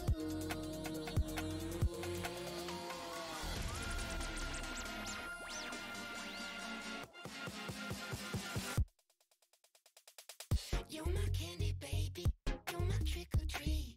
You're my chocolate with a little something in between. You're my candy baby, crave you all the time. 100 flavors, you're the only one I wanna try. You're my candy baby, you're my trick or treat. You're my chocolate with a little something in between. You're my candy baby, crave you all the time. 100 flavors, you're the only one I wanna try. This ain't what it seems, girl. You're my little teen, girl. Knocking at your door, I want the candy Halloween, girl. It was nice to eat you. I mean, it's nice to meet you.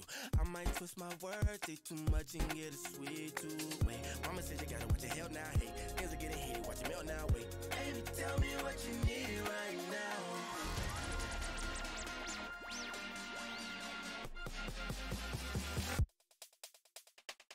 You're my candy baby, you're my trick or treat.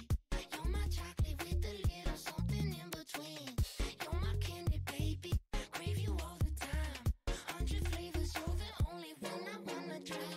You're my candy baby, you're my trick or treat. You're my chocolate with a little something in between. You're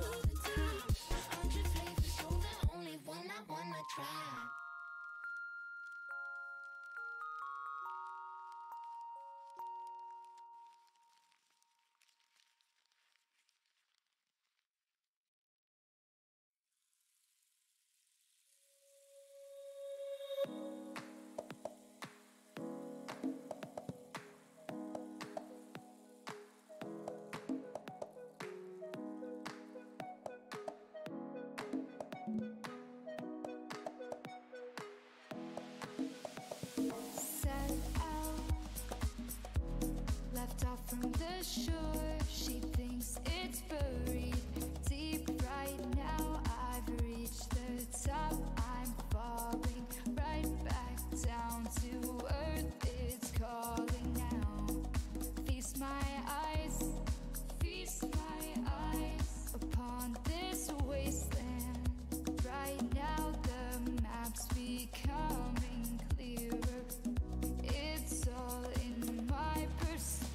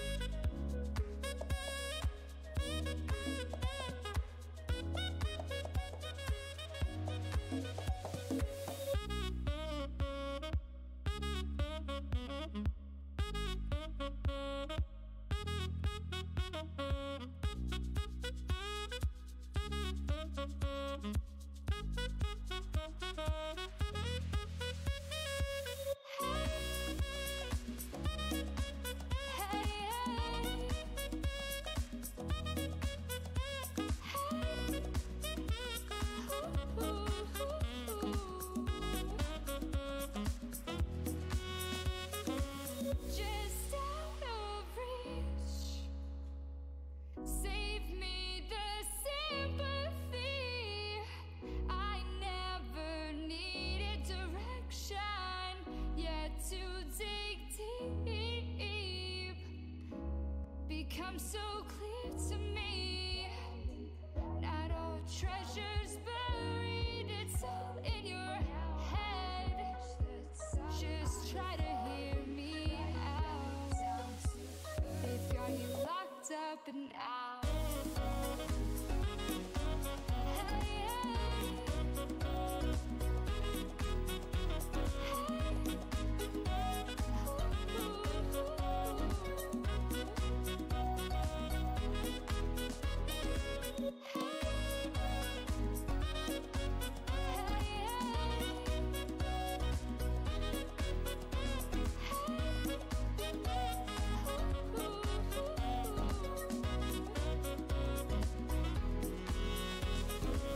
Right now,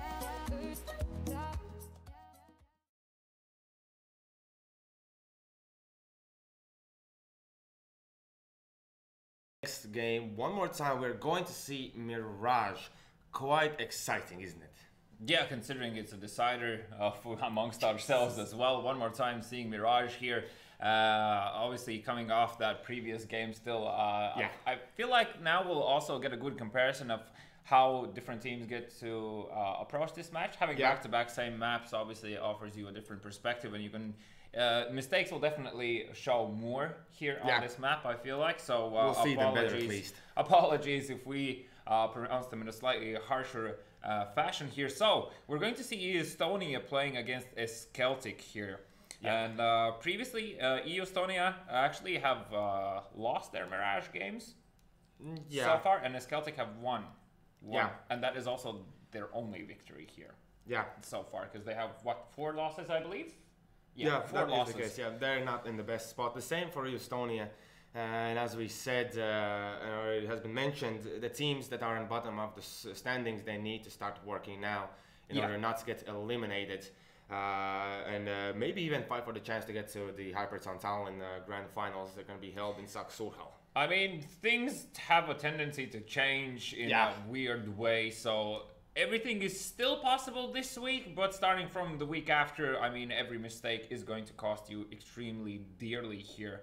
So, the players are jumping on the server here gradually, and speaking about predictions, then we can pronounce ours. Currently, we are tied 3-3, so whoever wins this map will win this week, and accordingly, the second person will suffer the consequences once again on Monday. Exactly, and I have pretty good feeling about my pick.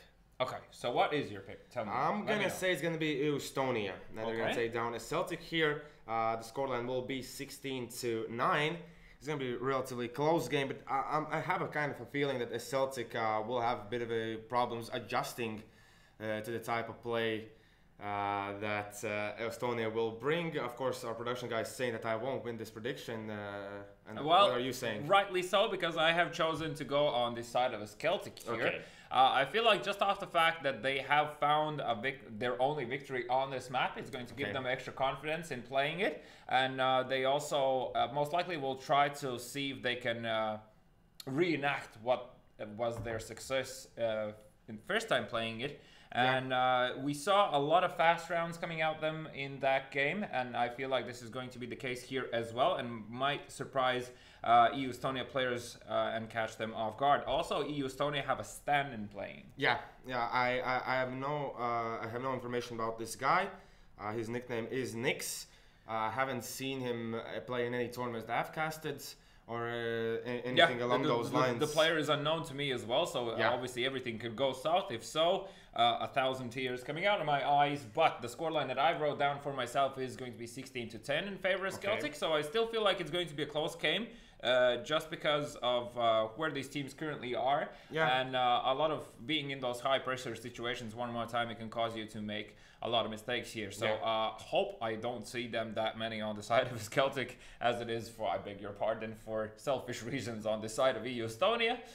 Player wise, so we're going to see on the side of EU Estonia Yori, Gaborik, Ruskarel, Nix, yes, and Oof. So Seiya is not playing today, and Seiya was one of the players that was definitely carrying his team in certain rounds there. So I feel like that's going to be impactful. But one more time, we don't really know much about Nix here. Yeah, and on the side of a Celtic, we do have Hoplo, Devor, Nopper, Displex, and Rexel. We have talked so many times that these guys are so individually skilled with their aim. That might come into play here. But the game that they won, they were playing like a unit, and that worked out. When they go for their solo skills, it's one more time, it's not working out. Yeah, and well, definitely they've had their fair time to think about it, having those 4 losses.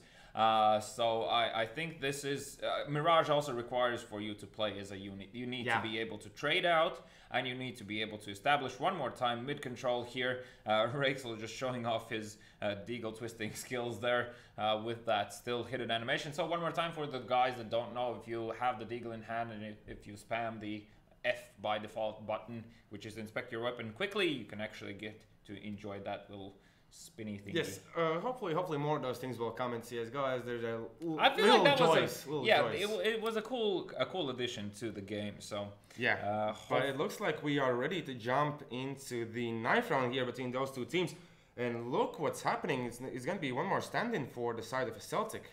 Element is going to play in whose spots, can you recall?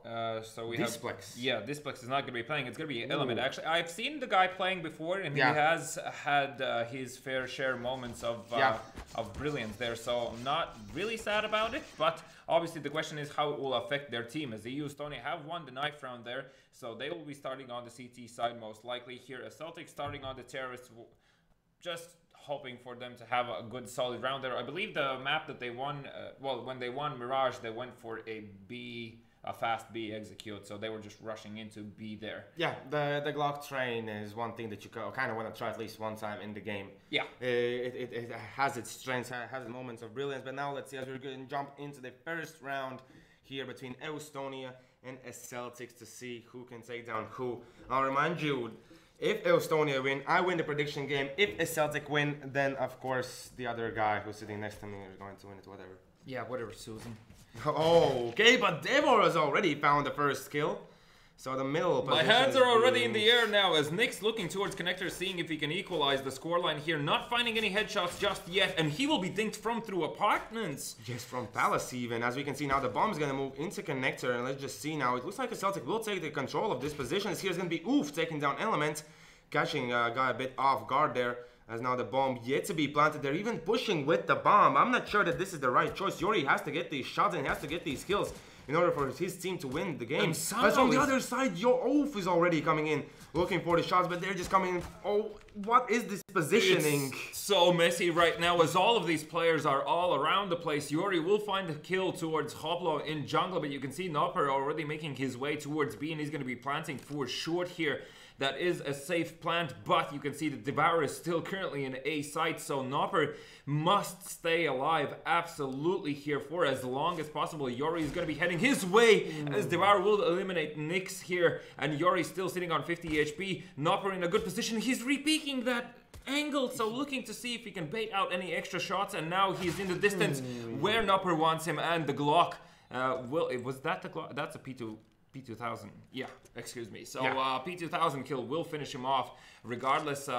Obviously the P2000 also is another weapon that you can use to run and gun essentially in that situation. And Devour finding 3 kills with the Deagle there, and that final one was a very juicy headshot. As now flashes towards middle are going over here, but Devour quickly out already, giving away his position. Look, he'll find the kill towards the bench and looking to see if he can find a kill. Actually will get it through the box there. Spots the player in jungle, but Gaborik with the Deagle will equalize it a bit. He's pushed down with 1 HP here. Only Oof and Yuri remaining here, so a Celtic definitely starting with a strong pace here. Is only Oof now in jungle with the CZ, looking to sign the kills. He only gets a dink through Nopper, so a Celtic player is not losing too many people, and that's also, of course, extremely good news for their economy. Curious to see, Devour will actually buy the rifle there, so they're not, they're thinking ahead. And not going for that SMG. Now the question is how they approach this economical round. A bit of jumping on the head there by Nopper. Devour here dangerously peeking. Will spot one of the players looking to spray down, but the nades going through here. That is going to be the AK retrieve, but also he spotted, I believe, in the death cam still enough amount of players here. The Molotov towards window will prevent anyone from peeking in as the remainder of these players are trickling into short, and that is going to be the AK drop. Will be picked up by one of his teammates. Gaborik already close towards B here. Hoplo just instantly checking all of his corners as fast as he can humanly possibly do so. The flashbang towards window, and Gaborik pushing. Oh, that was Skarl, excuse me. He will go down as he pushed through there. Gaborik also gave away his position, and Yuri really in a second here should be the guy who's going to be saving. It looks extremely unlikely for them to retake this. Yuri still staying around here, and already a flank happening. He just heard the players, so he knows he's being pushed in from all sides. As Rexel is going to take him down from behind lines. Great job as Celtic on winning this round, but now the buy round will come through from Estonia. As we can see, they didn't save enough money for the op, which I think is kind of needed, at least at the moment the Celtic are playing. That op can definitely stop their pushes. Yeah, so you need something that's going to stop a Celtic in their tracks. So, and obviously they have only nades here. They don't have any Molotovs that would also prevent. But Nyx, nice movement there. He will actually... that was Gaborik, excuse me, through the smoke. As Yuri will find his second. Hoplo will find the kill towards Nyx here. Still a 4 versus 3 situation. As now, I don't know if he knows that there's one guy towards the right side. Let's see. Gaborik, he's not peeking out too wide. He's going to spot the player. He misses the time. He has to be pretty careful as there are 2 players now in the middle. But Yuri comes in. He's going to save the day. As now Rexel will go down to Gaborik. Only Nopper remaining in T ramp. He's 1v4. And at this stage, no luck for him. As Skarl is going to take him down. And as we can see, 1-3. And a Celtic, they do have the money for the buy. So they just need to drop down to Devor, who bought that AK, unfortunately lost it, and Rexel going for the op. So no drop for Devour in that situation. Both Devour and Hoplo sitting on Deagles. Rexel is going to have the AVP in hand, and he's going to be heading towards a ramp, seeing if he can find the jumping player across here. Will spot the player, but he will miss the shot, unfortunately. I actually feel like it was on point there, so perhaps he hit the ground in that situation. So Hoplo will go down through the smoke here as he tried to fall back, and now Element with the AK in hand, looking to see if anyone is going to be pushing here. Nopper also looking to see if he can find any timings. Gaborik one more time, just being a nuisance towards middle, but he will go down as he was trying to cross back towards jungle. And that is going to be a 4 versus 4 situation very early on in the round as well. Still 1 minute and 15 on the clock here. Estonia, they really need to be careful about, Celtic, they need to be really careful about saving the op here. So even if they lose the essential movement, but no, it's going to be Skarl with 2 kills. It doesn't look like a Celtic have even any chance to move into the site. So this means at this stage, Rexel definitely needs to save the op. Yeah, definitely needs to be holding on to that op, and Devour should be just looking to see if he can retrieve any rifles in this situation as he will be greeted. I believe that is Yuri just putting a bullet in the back of his head, and that is going to be only Rexel here. So Oh, he's actually gonna go for it. Don't. Why? Please. 35 seconds left. There's one player close in connectors. Nix is gonna spot him and he's gonna kill him off, and that's gonna be the op now in the hands of Estonia. And I believe you're not happy with that, but I'm gonna be plenty happy with that, as now Estonia can definitely strike back against the Celtic. Right, yes, exactly. That is the answer that I wanted to hear. As we can see, Celtic, they do go for a force. Hoppo, the only one left with, okay, Rachel as well with 1k. But there's a Mac 10 and an AK as well. But they're going to go just for the straight up B rush. It's going to be two players. They're going to greet them there. Oof. Together with Yori. And now the Molotov is going to be dropped down. They're already burning down the grenade, dealing some bit of damage to Hoppo. As they move out, Hoppo is going to go down. Oof has to be pretty careful. He is in bad position to spray like that. Yeah, and obviously he was forced to reload there, so falling back, not spotting any players. Devour will deal a lot of damage to him, and still no kills coming through in favor of them. You can see that there is one player in underpass. That is going to be Nopper with the AK in hand, the only rifle they have. So he's looking to see if he can spot any players. He will see the trajectory of the nade as Yori already has found the kill towards Rakels. And he will find the kill towards Nopper as well. That's going to be only Devour and Element remaining here, and they really needed at least that bomb plant. Definitely, and as well, like, not even the bomb plant. When Hoppo, I believe, no, it was Nopper with the AK. Like in that scenario, when someone pushes short, he was still being so curious about the window as he heard some players in there as well. Great thing that Estonia, they're moving around the map so much at this stage, as Celtic are feeling kind of lost. Yeah, definitely. They have been surprised that they haven't found more entries here, but I cannot really say that I've put themselves in a good enough position to expect them. And the timing Molotov here by Gaborik will force them out of position, as Ulf will find one, looking to see if he can find Element here. He's still holding on and will spot a few players, is struggling to find that final kill, did manage to get 2 shots into the body, so that's always painful. I hate that situation where you're like, it was 2 hits to the body with a deagle, like, come on. Yeah, but Yori in that round, he got 4 kills, so he's been definitely showing up. If you check the scoreboard at the moment, yeah, he's on top of it. 9 kills for him. We can see Element 004. Yeah, Nink's also not really showing up here. He has found only 1 so far here, as Celtic actually now Hoplo on a Galil, oddly enough. I don't understand why. I mean, he should have also had a pistol in this situation, because you need to equalize the money to give you the best option of getting that round there. So Nix now with the op in hand will be resmoking Palace here and looking towards that round. It spots the player, doesn't get the headshot in here, as he will see the player jumping across one more time. So Celtic slightly toying there in that situation. Now one more time they're going to be challenging Nix here, and still continuously missing the shots.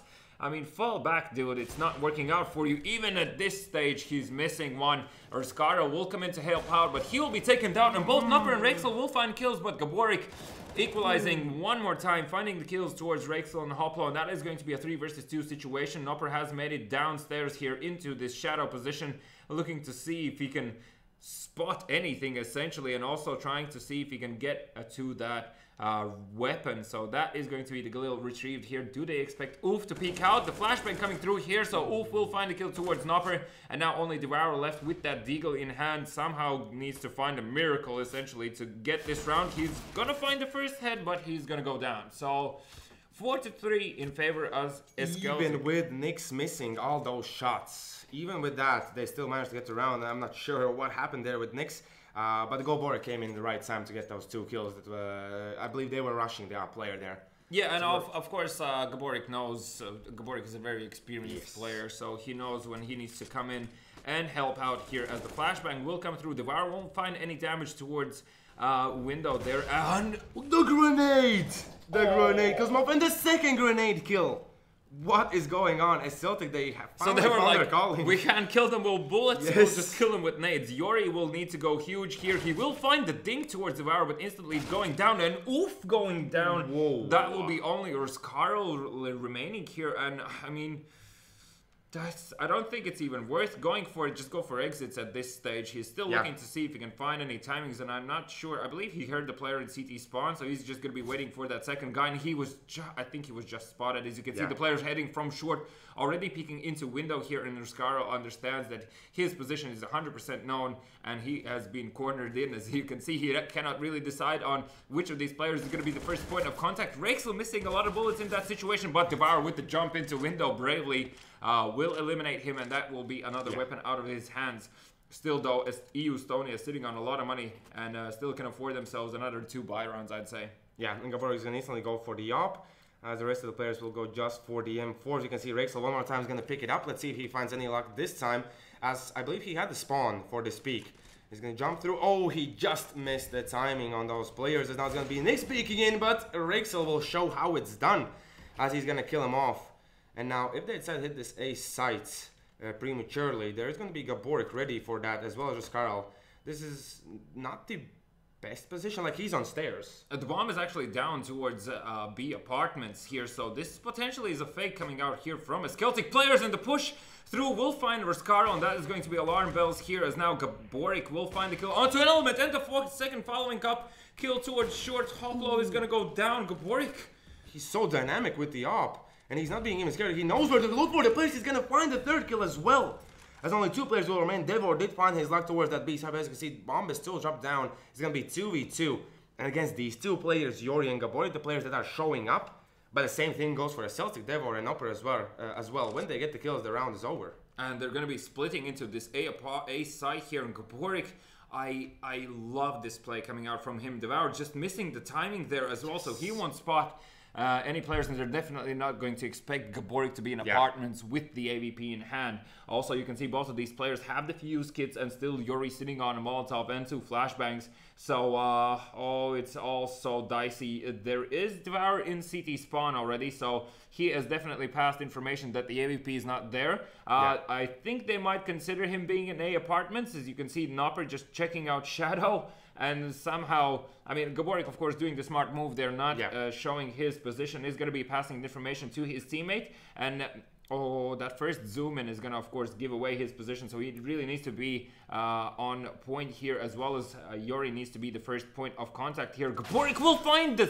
timing, but Nopper just coming out on top here. And I feel like, Gaborek has given away his position. We'll find Nopper there, and now Devour on low HP will be smoked off in this situation. I love this position. One more time, he's gonna find the timing and will cross over successfully, but I feel like Yori already saw him and he will go down. Ooh. I'm not quite sure. Yori, when he turned for that spray, he was just like a centimeter off. Yeah. Could it be like his mousepad ending? Mousepad ending, sensitivity too low. I don't know, but well, by the book, EU Estonia should have won this round. Yeah, most definitely. I'm not quite sure why Gaborek didn't go for the AK. He had AK right in front of him. Like, if he had the AK, I believe it would have been a completely different story. Yeah, so the bomb is going to be dropped down here towards B apartments. As you can see, Nopper and Rexel finding an element showing up here as well. So all of them have found kills so far here. Hoplo finding another one. And now only Devour needs to get the kill onto Oof here in order for him to secure a team ace. And it's going to be Rexel stealing it away. So 6-4 in favor of Celtic here. And now they have pushed EU Estonia down to their last money. Yeah, most definitely. And I'm kind of getting worried about my prediction, at least, as now as Celtic, they already have 6 rounds here. And if they win this one, it could go even to like 9 rounds in favor of Celtic after this half ending. So it's going to be pretty tough for Estonia to play on the T side. And you see the Molotov towards connector is going to prevent any pushes. Gaborek is going to chase that nade, but ever so slightly. Rexel finding the kill, and Nick's just trying to peek on top of that smoke. One more time, the Molotov in window. Don't use the smoke. He's waiting for the Molotov to fade. If he was ready for the Molotov to extend. But Devour has managed to find the kill onto Yori. That's another crucial player going down, and Gaborek will go down in window here. So 4 versus 2 situation. Nopper finding the kill onto Ruscaro, and you can see these are all 1-to-1 situations that are just going heading Celtic's way, and this is going to like mess up the minds of EU Estonia, because when you are losing all the 1v1s, you cannot find the confidence to peak one more time in a 1 versus 1 situation. So your best hope is to work as a unit, but if that goes south, like, I mean, it's very hard to come back mentally here. As now Oof will find the kill towards Hoplo in jungle here, has feeling the moment, looking to see if he can go for this one, but the Molotov will drop him down, and I think that was not even Molotov. Yeah, that I was believe a it was nade, just and, Element like tagging him even from behind lines, because oof, he did spot some players instantly, was trying to get back, but that was not the case. Okay. That was the teammates from Celtic. As I'm going to be 7-4, and as I already mentioned, it looks like it's going to be a very good half for a Celtic. So far, definitely, but nothing is over yet. I feel like I'm gonna go gray watching these. Like, my hair will go gray watching these games. Yeah, this could happen, especially if a Celtic side hit the B side. But they're already through A. Thank you, so aggressive. But they are super aggressive as well as Celtic now, so that could kind of bite them later on. Yeah, and you can see they already pushed up into jungle here and also CT spawn, so they're not going to even allow for any sort of close retake, but still Gaborik find the killing onto Hoplo here, and Devour will need to go huge. As you can see, he will be checked for, but with the spray down, he will find 2. Doesn't matter, it's still a 3 versus 3 situation, and 2 AKs retrieved on the side of EU Estonia. If they can go quick enough, they can still make it here. Especially if Yori spots anyone in connector here, as 2 players are in middle, but he's going to give away his position by running, and instantly Rexel's going to take him down. Gaborik at least has found a player towards the side, as now Riskal's going to go huge. He needs to find only Nopper, but there is no time, as he doesn't have the kit. He has to go away. Was he spotted there by Nopper? I believe he was, as now... Oh, yeah. Oh, at least he does the smart thing. He's going. Yeah, I was just about to say, please don't tell me he's going to go towards kitchen if you know that the guy was in short. Okay, so 8-4 here. A very...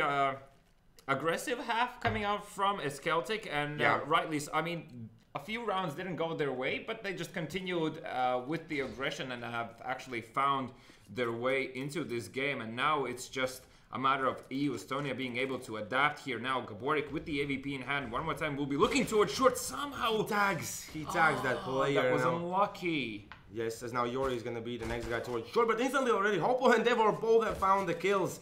One more time, you can see the 1v1's going the way up as Celtic. It's going to be only 3 versus 5, but you can see Rexel, Hoplo, and Devor both, 3 players are super low, but Devor, he just keeps on giving as he's going to find Yori. Nopper with the kill under Scarl, only Gaborik remaining 1v5 as he's going to miss the shot.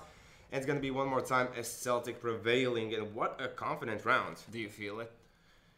Kind of. What do you feel? Not joy. Not joy?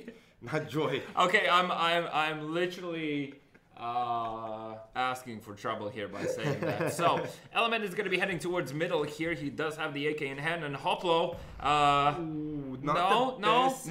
No, not like this. As he's still waiting, but he can manage to get the timing right. Nix is still waiting there, as we can see, but he decides to go for the smart play. Yeah, not go through that smoke. Okay, Jesus.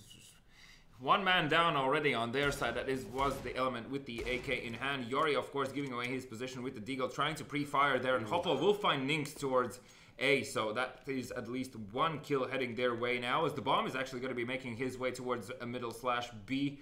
And instantly changing his mind.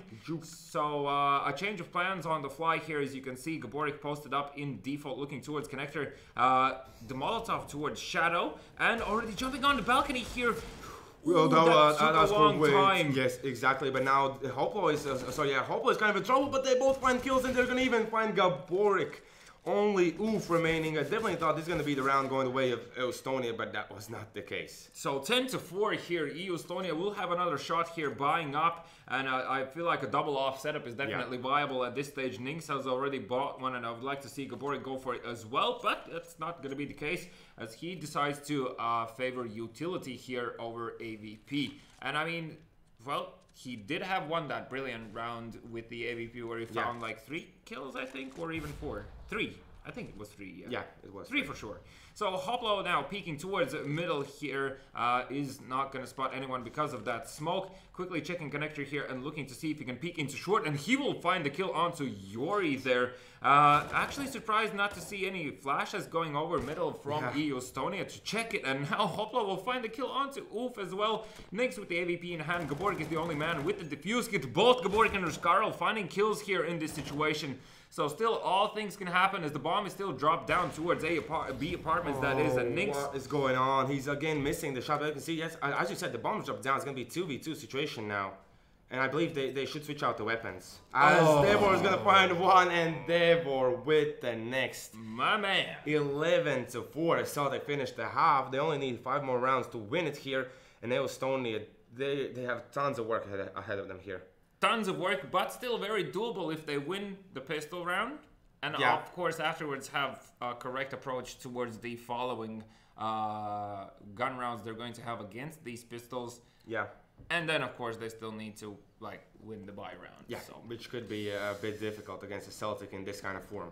Yeah, definitely. So it is going to be a B train here happening from the side of Estonia. Actually, they're going to be ending into underpass, so it's going to go into connector, and Rexel should hear a lot of players here under window and should be calling for that information. The boost happening here, and that is reckless as Rexel finding 2 there and looking to add injury on top. To the insult or the other way around, I don't even know anymore. Is Nopper and Hoplo finding kills here will close it out. I feel like that was the idea was good, but you need some sort of distraction in middle. I mean, there was one player in top mid. He should have been more of a distraction. Otherwise, like that boost, getting 3 people into jungle is definitely not a bad approach, but you need to have a solid distraction for that guy not being able to do what Rexel just did, as Nyx will find a kill towards window here, and now Hoplo is going to be peeking over this smoke, looking to see if he can somehow equalize the scoreline. A few shots made here, so he will give away his position, and oof, will he push through this smoke here? He does have a smoke of his own.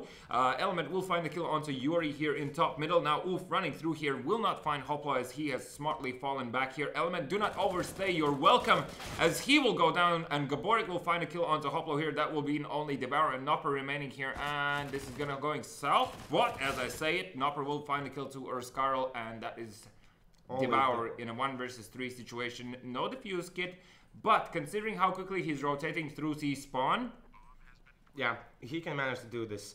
It looks like he will even have a chance to go 1v1s.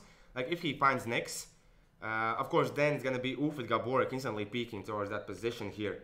But smartly so, Nyx changed his position. As now Devour won't spot anyone. He spots the head. He's gonna take down Nyx. Okay, he's gonna move on forward. But as I said that, now with the Molotov gonna drop down towards connector.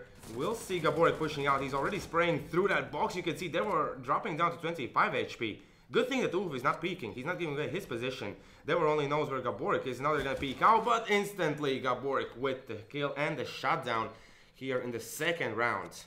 Yeah, so actually happy to see a double peek coming out in that situation. Yeah. Obviously, Devour most likely wouldn't still have enough time to defuse the bomb because there was still another guy alive, but better safe than sorry in that situation. So, pistols coming out on the side of a Celtic here. Still definitely dangerous players with it. Rexel looking to deal some damage through the smoke here. Does see the Molotov heading towards connector. So that will push Hoplo out of position for a moment. And now Oof looking to peek towards short here. Will not find any players. And the player in stairs ladder room here, Element with the 5-7. If he remains where he is currently and seeing if he can find any players pushing into short here, that might be a good standoff. But oof, what was that quick flick on? So Element is now going to be only 3 players from a Celtic side remaining. It's going to be Urskarl finding Nopper. Here in middle, Devor finds Gaborik, so it's going to be 2v4.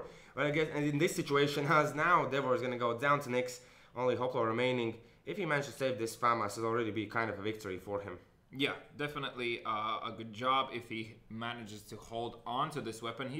He should be going towards a ramp here. I mean, the players are going to be pushing. He's actually going to spot one of them towards short here, and he's going to be heading into jungle, and Nyx will take him down. So that is going to be 12-6. As already said, Celtic not out of the woods just yet. They need to definitely go for a full economical round here, essentially meaning not buying anything to make sure that they have enough amount of utility in the next following one and to shut Estonia down and not allow them to gain any momentum. Interesting smoke coming out from Nyx there. A bit of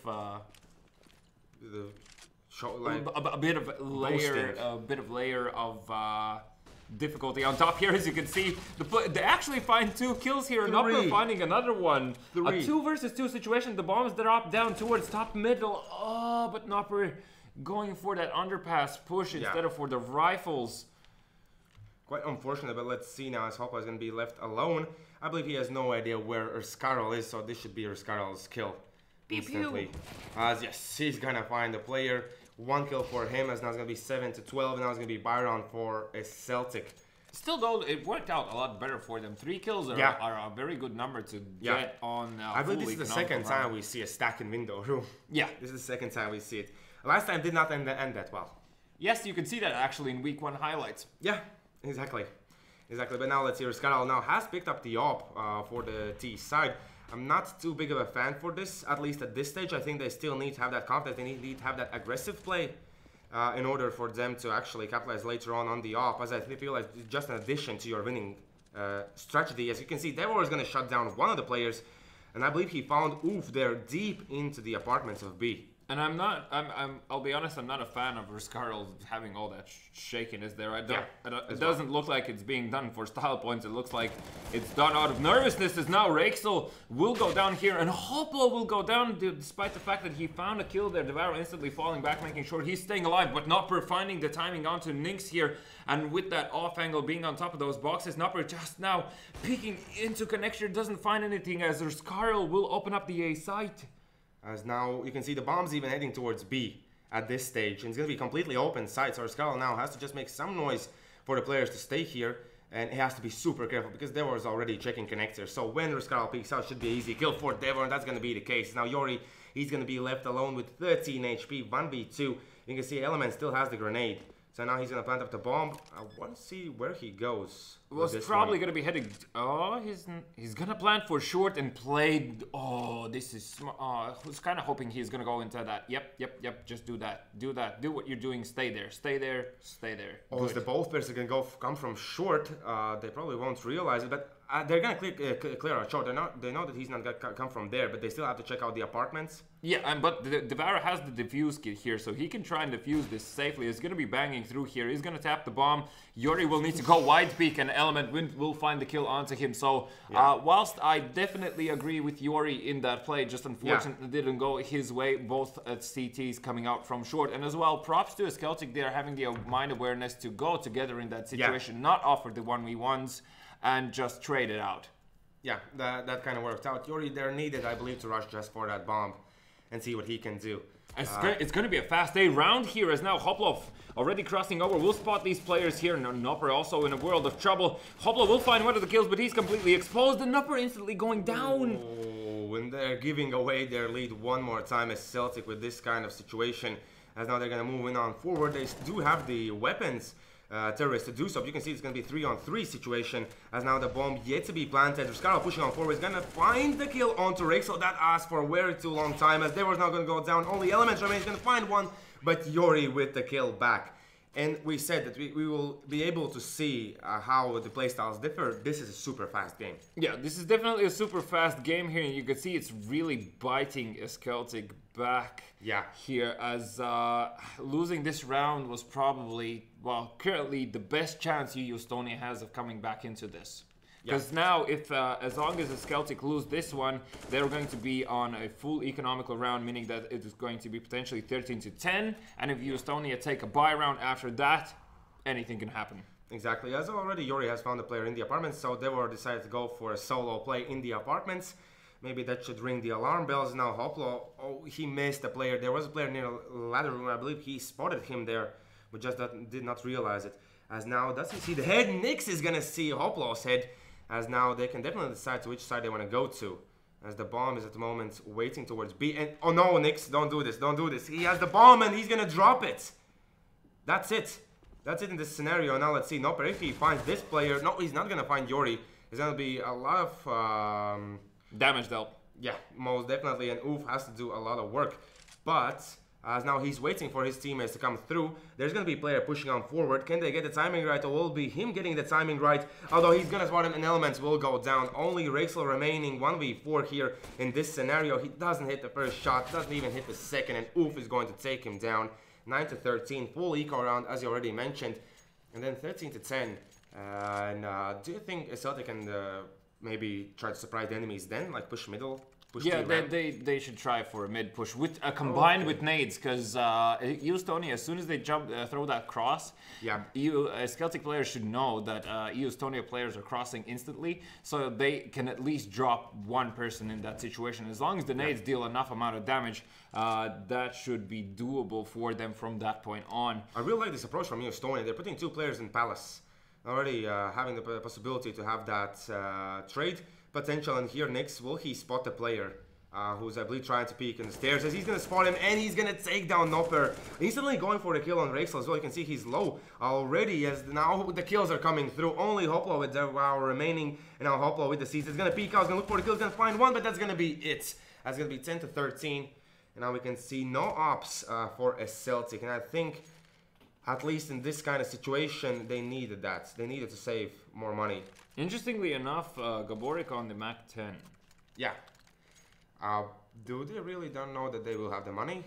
I mean, they know for sure that they will be able to buy up here, so probably Gaborik is going to be heading into connector here as the Molotov will be dropped, and you can see players jumping down. They're going to be pushing middle here, and Gaborik might find the kills here, but he's missing a lot of bullets, still finding one kill. When Yuri comes in, the trade is happening. This is happening. This is happening. I'm giving up. Yeah. Don't give up just yet. You can have the prediction game. It's fine. Whatever. Oh, really? Is that binding? As now Element is going to find one. Oof, instantly with the kill back. And now Noper is going to be shut down by Rascarol. Only Devour remaining. It's going to be 11 to 13. And are you saying that even if a Celtic win, you're giving me the game? Prediction game win? Obviously no, but I've lost faith. I've lost faith in... But what did the Celtic do wrong here? No, it's just that nothing's heading their way. And previously, like them, of course...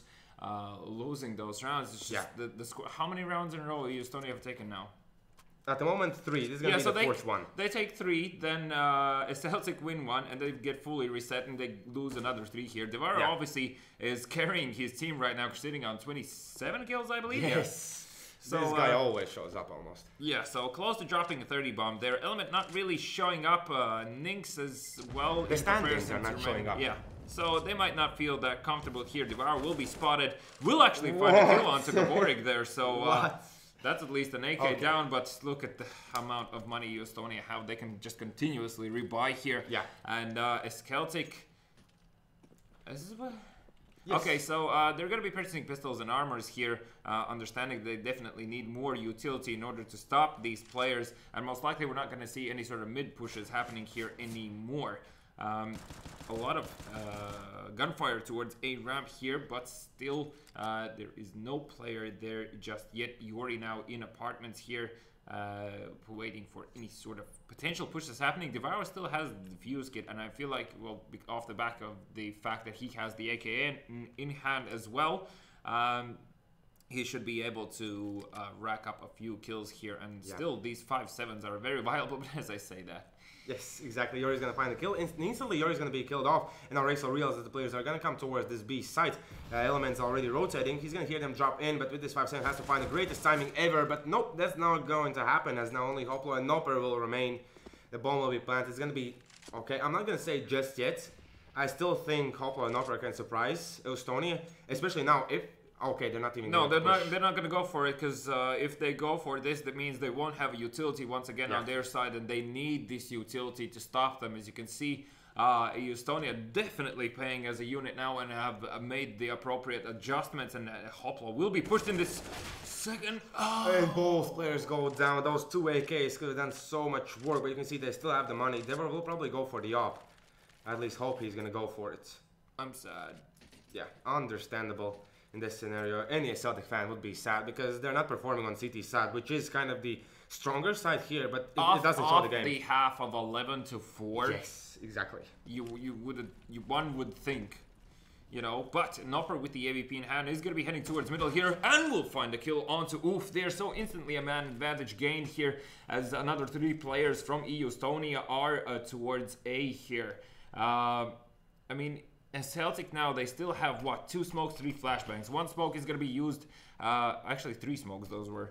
So 1 smoke will be used towards a ramp here. Devour with the AVP in hand. Hoplo looking to see if he can find the timing and playing behind the smoke. Will find the kill, but he will go down. Still a man advantage on the side of a Celtic here as the rotations are coming through.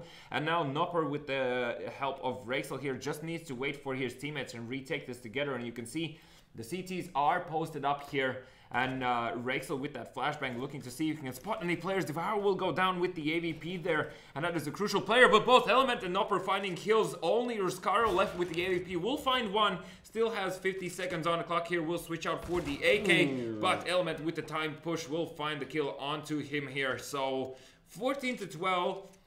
An insane amount of money on the side of Estonia still, so they will continue to buy up here and still have an abundance of nade available as well. So as Celtic, if they lose this round, they lose the game. Yeah, in a way this could happen.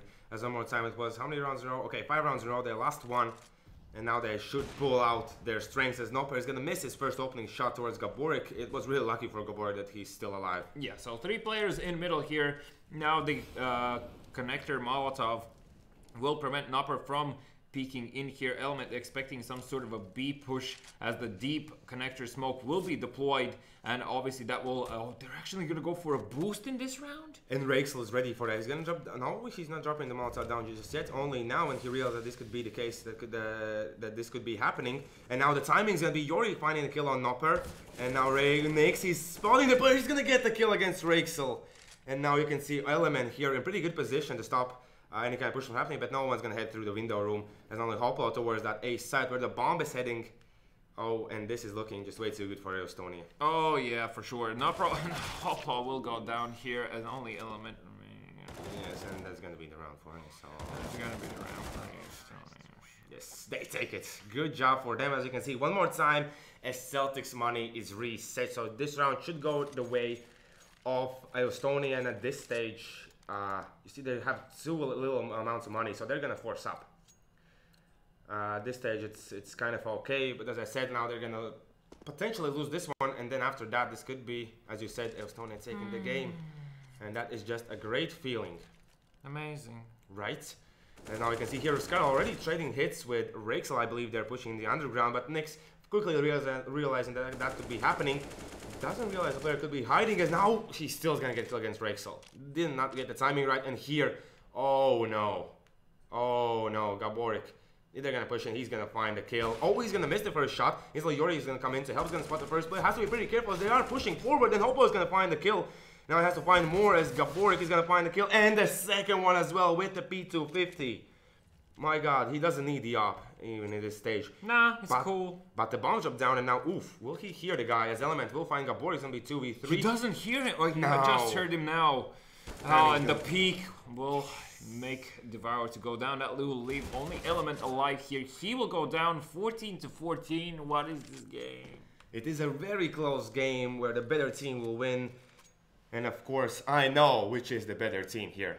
I know. I'm not sure if you know, but I know. Apparently, I don't know anything about CS anymore. Yes! You finally said. You finally said. I'm really glad that you admitted that. But I like it as well. They've taken the tactical time, but I believe that is a Celtic in this scenario. Right? Yeah, of course. Celtic are thinking of some sort of crazy plan. I would at least hope to see something like that. Maybe what can they do after they lose this game? Yeah, probably. Or thinking of what I will do to them, but so... Well, let's see now. They won't force up, so they're gonna go for the overtime. Yeah, they've decided to head into overtime, or at least potentially aim for the overtime. Is obviously a full economical round coming out here. There's going to be 4 players, I think, here towards a ramp, so they really want to be close with these USPs and see if they can quickly trade out here, offering the best chance they can to themselves. There's only a single player towards B, and Ruskaro here still reluctant to peek, of course, as the remainder of his team is going to be sweeping out middle here. There is already a player heading into connector here. That is Yori, and he definitely has the aim to deal with this sort of situation. I think he was spotted from CT, and already 2 players are peeking him, and they're going to take him down. So this could potentially work out, as now Gaborik has to be super careful about peeking in here. He's going to spot the first player, taking down Hoplo. There is still one more player close towards that position, but it's going to be Rexel killing off for Scarl. Now Nyx with the kill. 3v3 situation. There is still Elements waiting in that A side, and he's going to find the timing to kill off Nyx, but Gaborik instantly with the answer. As now it's going to be 2v2, but instantly Nopper is going to be taken down. Only Devo remaining, but he with his skills can definitely try to pull this one off, but both players are peeking towards CT. They know where to look, and Gaborik is going to take him down 15-14, and now let's see as the last round of the regulation time will head on. And now the Byron from a Celtic as well. They all go for the M4s as well. You can see their utility is not the best on their side. Legit not like this. Like, legit not like this. If they would lost a different way, you would be okay. But this is just way too crazy, yeah? What? V is speechless. And now let's see as Nyx, he gets fully flashed. And luckily for him, there was no one to punish him at that scenario here that he was in the open. Now the resmoke towards the A ramp as well won't allow Scarl to peek out. I'm not quite sure if you want to have that kind of a player just staying there, as last time he was instantly killed off by Rake, so you need to put him in a bit more advantageous position. I mean, Scarl has been very impactful with his kills, so obviously you would like to let him loose there a bit, as Gaborik will start this round off by killing off Rexel with a very crisp headshot, but instantly Nopper trading back here, taking down Yori, and Hoplo finding the kill onto Gaborik. So a 4 versus 3 situation. This AVP in Nyx's hands is going to be crucial, but he actually trades it out for an AK, so they're going to be grouping up here as Scarl here still towards A ramp, looking to see what they decide to do. You can see they have only 1 smoke and 2 Molotovs, so even trying to go for any kind of smokes in sight will be pretty difficult, because CTs can definitely play around 1 smoke, and they are kind of focused on that A site more or so, as we can see. Oof has to find the perfect time. He needs to get those kills, and now he has to be careful so he does not get spotted as well. And I believe he heard the guy going back. As you can see, Nyx has found a kill. And now only Nopper here waiting in the sides. They were instantly rotating towards a CT spawn 3v3 situation. And they don't have any nades. They also don't have a defuse kit here. So Devour waiting for pushes, looking to see if he can make any noise. The flashbang will come through. Nyx doesn't find the kill just yet. Nopper being extremely patient here as he will find the timing and the kill. Looking to deal a lot of damage here. Will spot the second player, but Scarl somehow still comes out on top. And Ulf will need to go huge here in connector as he's in a 1 versus 2 situation. He's will take down Devour. He's being tagged up, 15 HP left on him. Element is 100 and Element's gonna take him down. And he has the time to go for the defuse. It's going to be the overtime. Jesus, I'm gonna go insane. Yes. What are these games this week, man? No idea. No idea. Like, in this scenario... Is this going to get gradually crazier and crazier as we continue in our weeks? In a way, I hope. In a way. Of course, not the Skinlords type of way. But this I'm okay with this. I'll need like a small box of Xanis here in the studio or something like that for me to just calm down. So, Celtic finally having a decent shot at closing out this game one more time here. And of course, the Estonia still feeling it off of the insane amount of rounds they've gained. So essentially, they've had exactly the same half here as Celtic. That is being able to secure only 4 rounds. Nopper has taken some damage to him, and there's also a double AVP setup coming out of his Celtic here, so they're actually looking to surprise these players with that op setup. But I'm not really a fan of Rexel playing so aggressive here, as he will go down, and in a situation where you have 2 AVPs, you don't want to lose a rifler early on.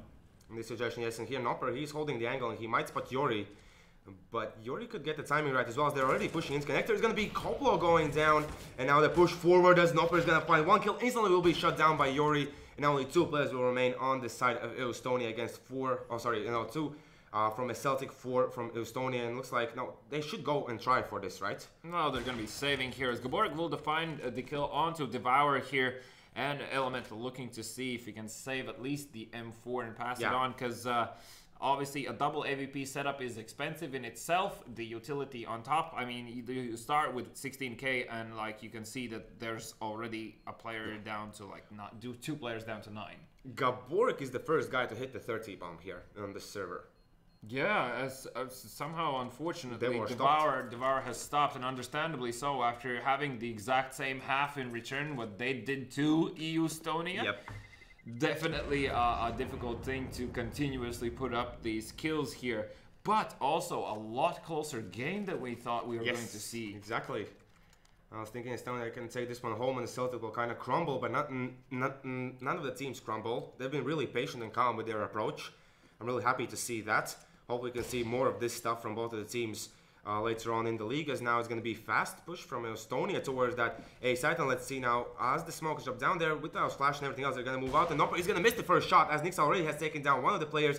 Noper has to get back, missing even that one. But Rexel comes into play, as he's going to find one player, and Hoplo is going to help him out. But now Yori, with 26 HP, if he pushes into CT, he's just crazy, as there is two guys there. Element's going to take him down. It's going to be 2-on-2 one more time. How many times? Still finding a kill here in this situation, so there is still a plenty amount of utility here, so they can smoke off the bomb, they can use this utility towards ramp. They're going to be checking both CT spawn here. And Oof could hear the players rotating away. He hears them rotating away. This should be a call for Gabor to move into the site. Yeah, definitely you can see that happening. Oh, this is just perfect for Estonia.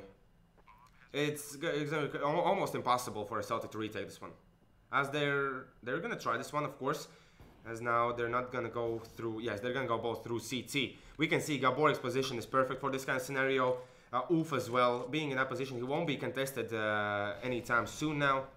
The Molotov also preventing them from coming in here, but Gaborik will miss that shot here, giving away his position. Element also has dealt some damage to Oof. The Molotov will be used towards Connector here. Yeah, and Nopper will spot the player but doesn't get the kill. So now Oof needs to find this kill. The bomb was tapped. That forces him out of position. And Gaborik looking to see if he can deal more damage. Nopper gets away and he's not gonna get the kill. There was not enough time.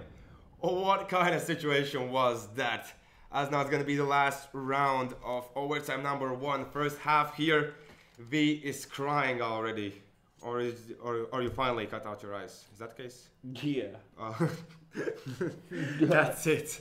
You won't be able to see this beautiful CSGO anymore. Okay, so Nopper with the last remainder of his money. Ruskarl. Of course he's gonna get the timing right. Why not? As Estonia still haven't lost a single round in this overtime. Now Nopper, he already had this position before. Has to be pretty careful about the timings. Here it's gonna be all about timings in overtime, as there was already found a player. You can see he's being pretty aggressive towards the B apartment, so solo basically holding this position. As now Nopper, he's in the smoke waiting there. Yori had no idea the player could be there. And as we can see at the moment, Estonia not too eager to push into the B apartment. Yeah, obviously the bomb being down there currently, and they also Estonia players realize that these players are going to be holding it close here. The Molotov preventing from anyone coming in here. Extra Molotov dropped down one more time, as now the angle of the nade, and somehow Element will find the kill in that situation through that small corner of the wall here. Gaborik will find him though. Do they suspect more players here? Yori will take Devour here. And Ruskarl from short finds Nopper, who is jumping out from the balcony. Estonia one more time capitalizing in a way on a mistake that Nix did, as Ruskarl's gonna take him down. Nix previously as well on short dropped down the bomb and he was pushing solo. And here as well, Nix pushing solo into B apartments, drops down the bomb. But Estonia find a way around it. And I'll remind you, ladies and gentlemen, that Estonia need only one more round to close this game, as now they're going to be on the CT side. But remember, their CT side was not too convincing. It was more so about the Celtic. Yeah, the question is, do Celtic still feel the amounts of aggression and also composure required to come back into this game? Here is now Devour with the AVP in hand. He's going to be jumping towards A and looking to see if he can spot the kill, and he will go down to Nix here, as he will comes out on top with the upper hand with that angle. Then that was also the bomb drop there. So the bomb showed on radar for a brief second. You can see that there's already 3 players on the A site here, and Oof pushing B apartments, gathering a lot of information, passing it on to his team, saying that they're not even close. Meaning that most likely they are gathered towards round A here, and you can see Yori already actually it looked like thought about rotating there for a second, but somehow decided to stop. Nopper peeking towards these stairs here, looking to see if he can spot the timing of the CT player, checking apartments, and if I'm not mistaken, that is Nix. Yeah, so he's gonna fade away back into jungle here, looking to see if anyone has been boosted up in window. The nades are going through here towards the A site, and Ruskarl already taking down Nopper in this situation. And oh no, indeed, as Ruskarl fully flashed in A apartments, making it even worse for the Celtic here, as Rexel will go down, Hoplo will go down, And only Element will remain and he will go down. Yes! I did it. I got the prediction game back. Congratulations to Estonia. Great job there. Shout out to Gaborik playing with these guys. It's definitely so. I wrote down here on a piece of paper saying I'm good at predictions. So I'm just gonna make sure that I eat that. I'm just props to you for that. Swallow oh no, wait. I'm gonna flavorize your drink. No, it's fine. No, it's gonna be okay. Okay, sure. As you can see, the piece of paper has gone down in my stomach and I ate my own words, and I'm sure I will eat them again on Monday. Oh no, it's gonna be something cooler for Monday. So be sure to tune in then. But about this game, whoa, and in overtime, no signs of life from Celtic.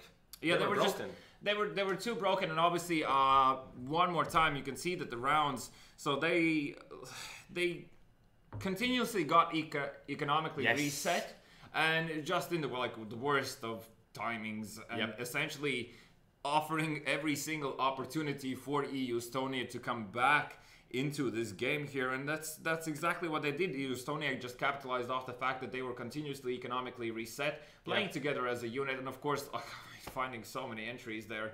And what initially looked like a relative stomp coming out from a Celtic, just turned around, faded away. Props to Debauer for really initially carrying his team there. Unfortunately, afterwards, after the 27 kill line, you can see he only was able to get another 2. Yeah, exactly. In the overtime, he got only 1. Yeah, so the man can only do so much. Excuse me, that piece of paper is still somewhere there. So, let's just give another 15 seconds to type in #Volt in the chat to make sure that also you need to be subscribed to be eligible for the giveaway. So #Volt in the chat, we'll find out the winner in a moment. He will be announced in the chat. Yes, exactly. So what the hell has been this week of CSGO?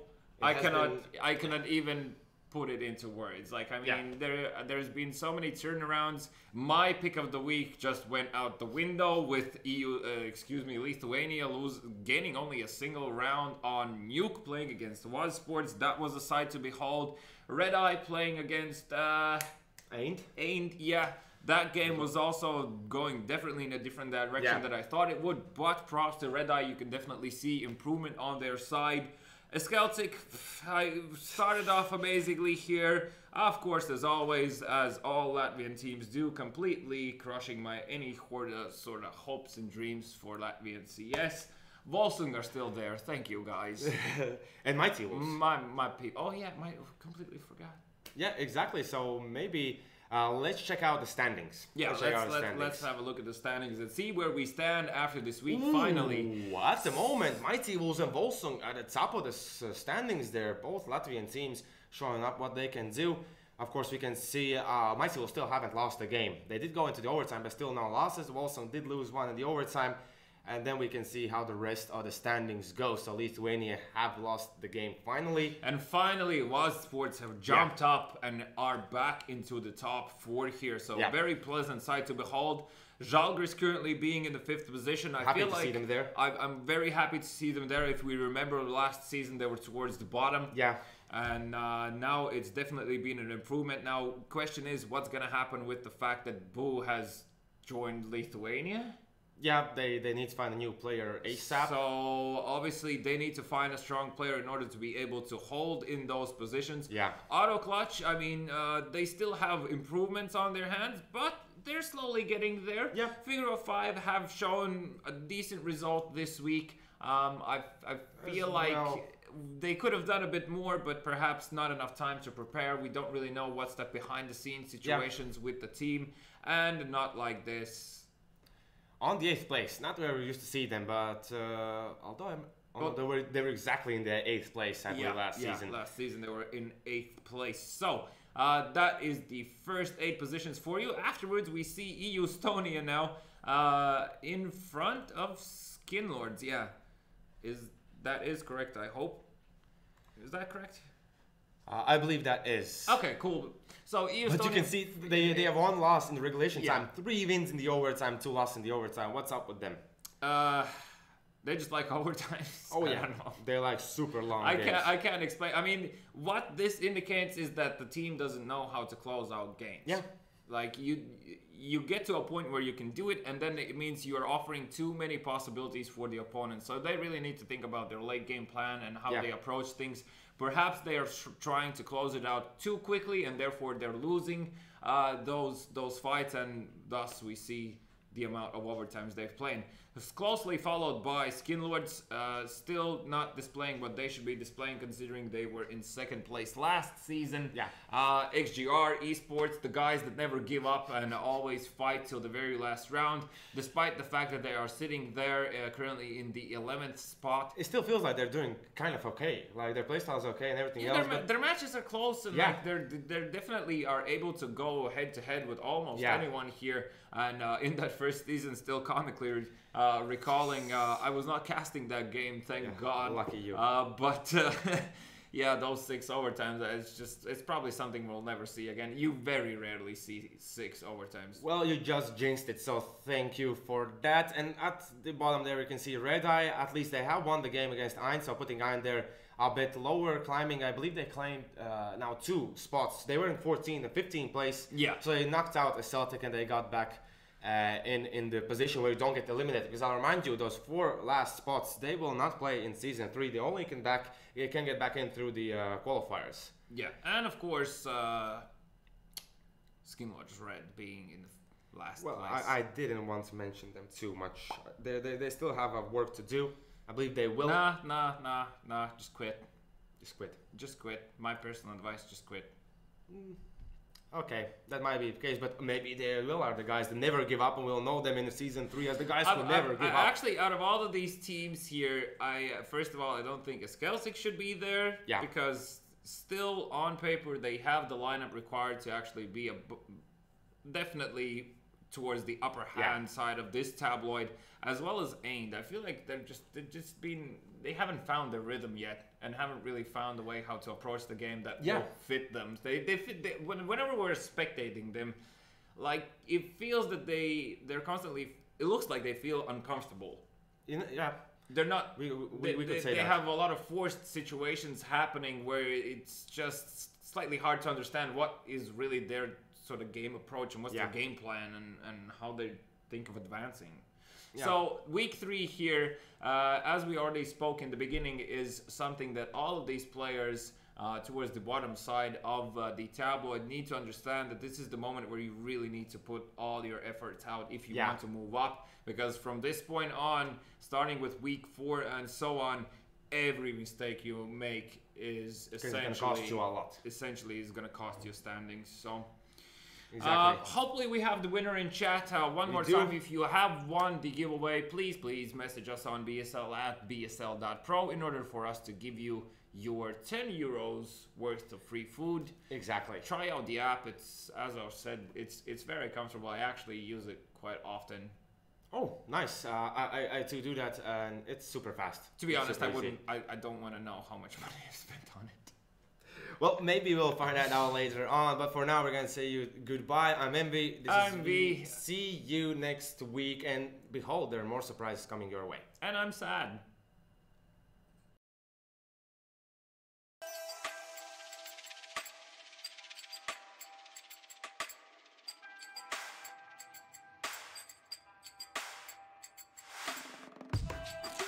You can take your time. You can choose your words. Let me down real easy. Let me down real easy.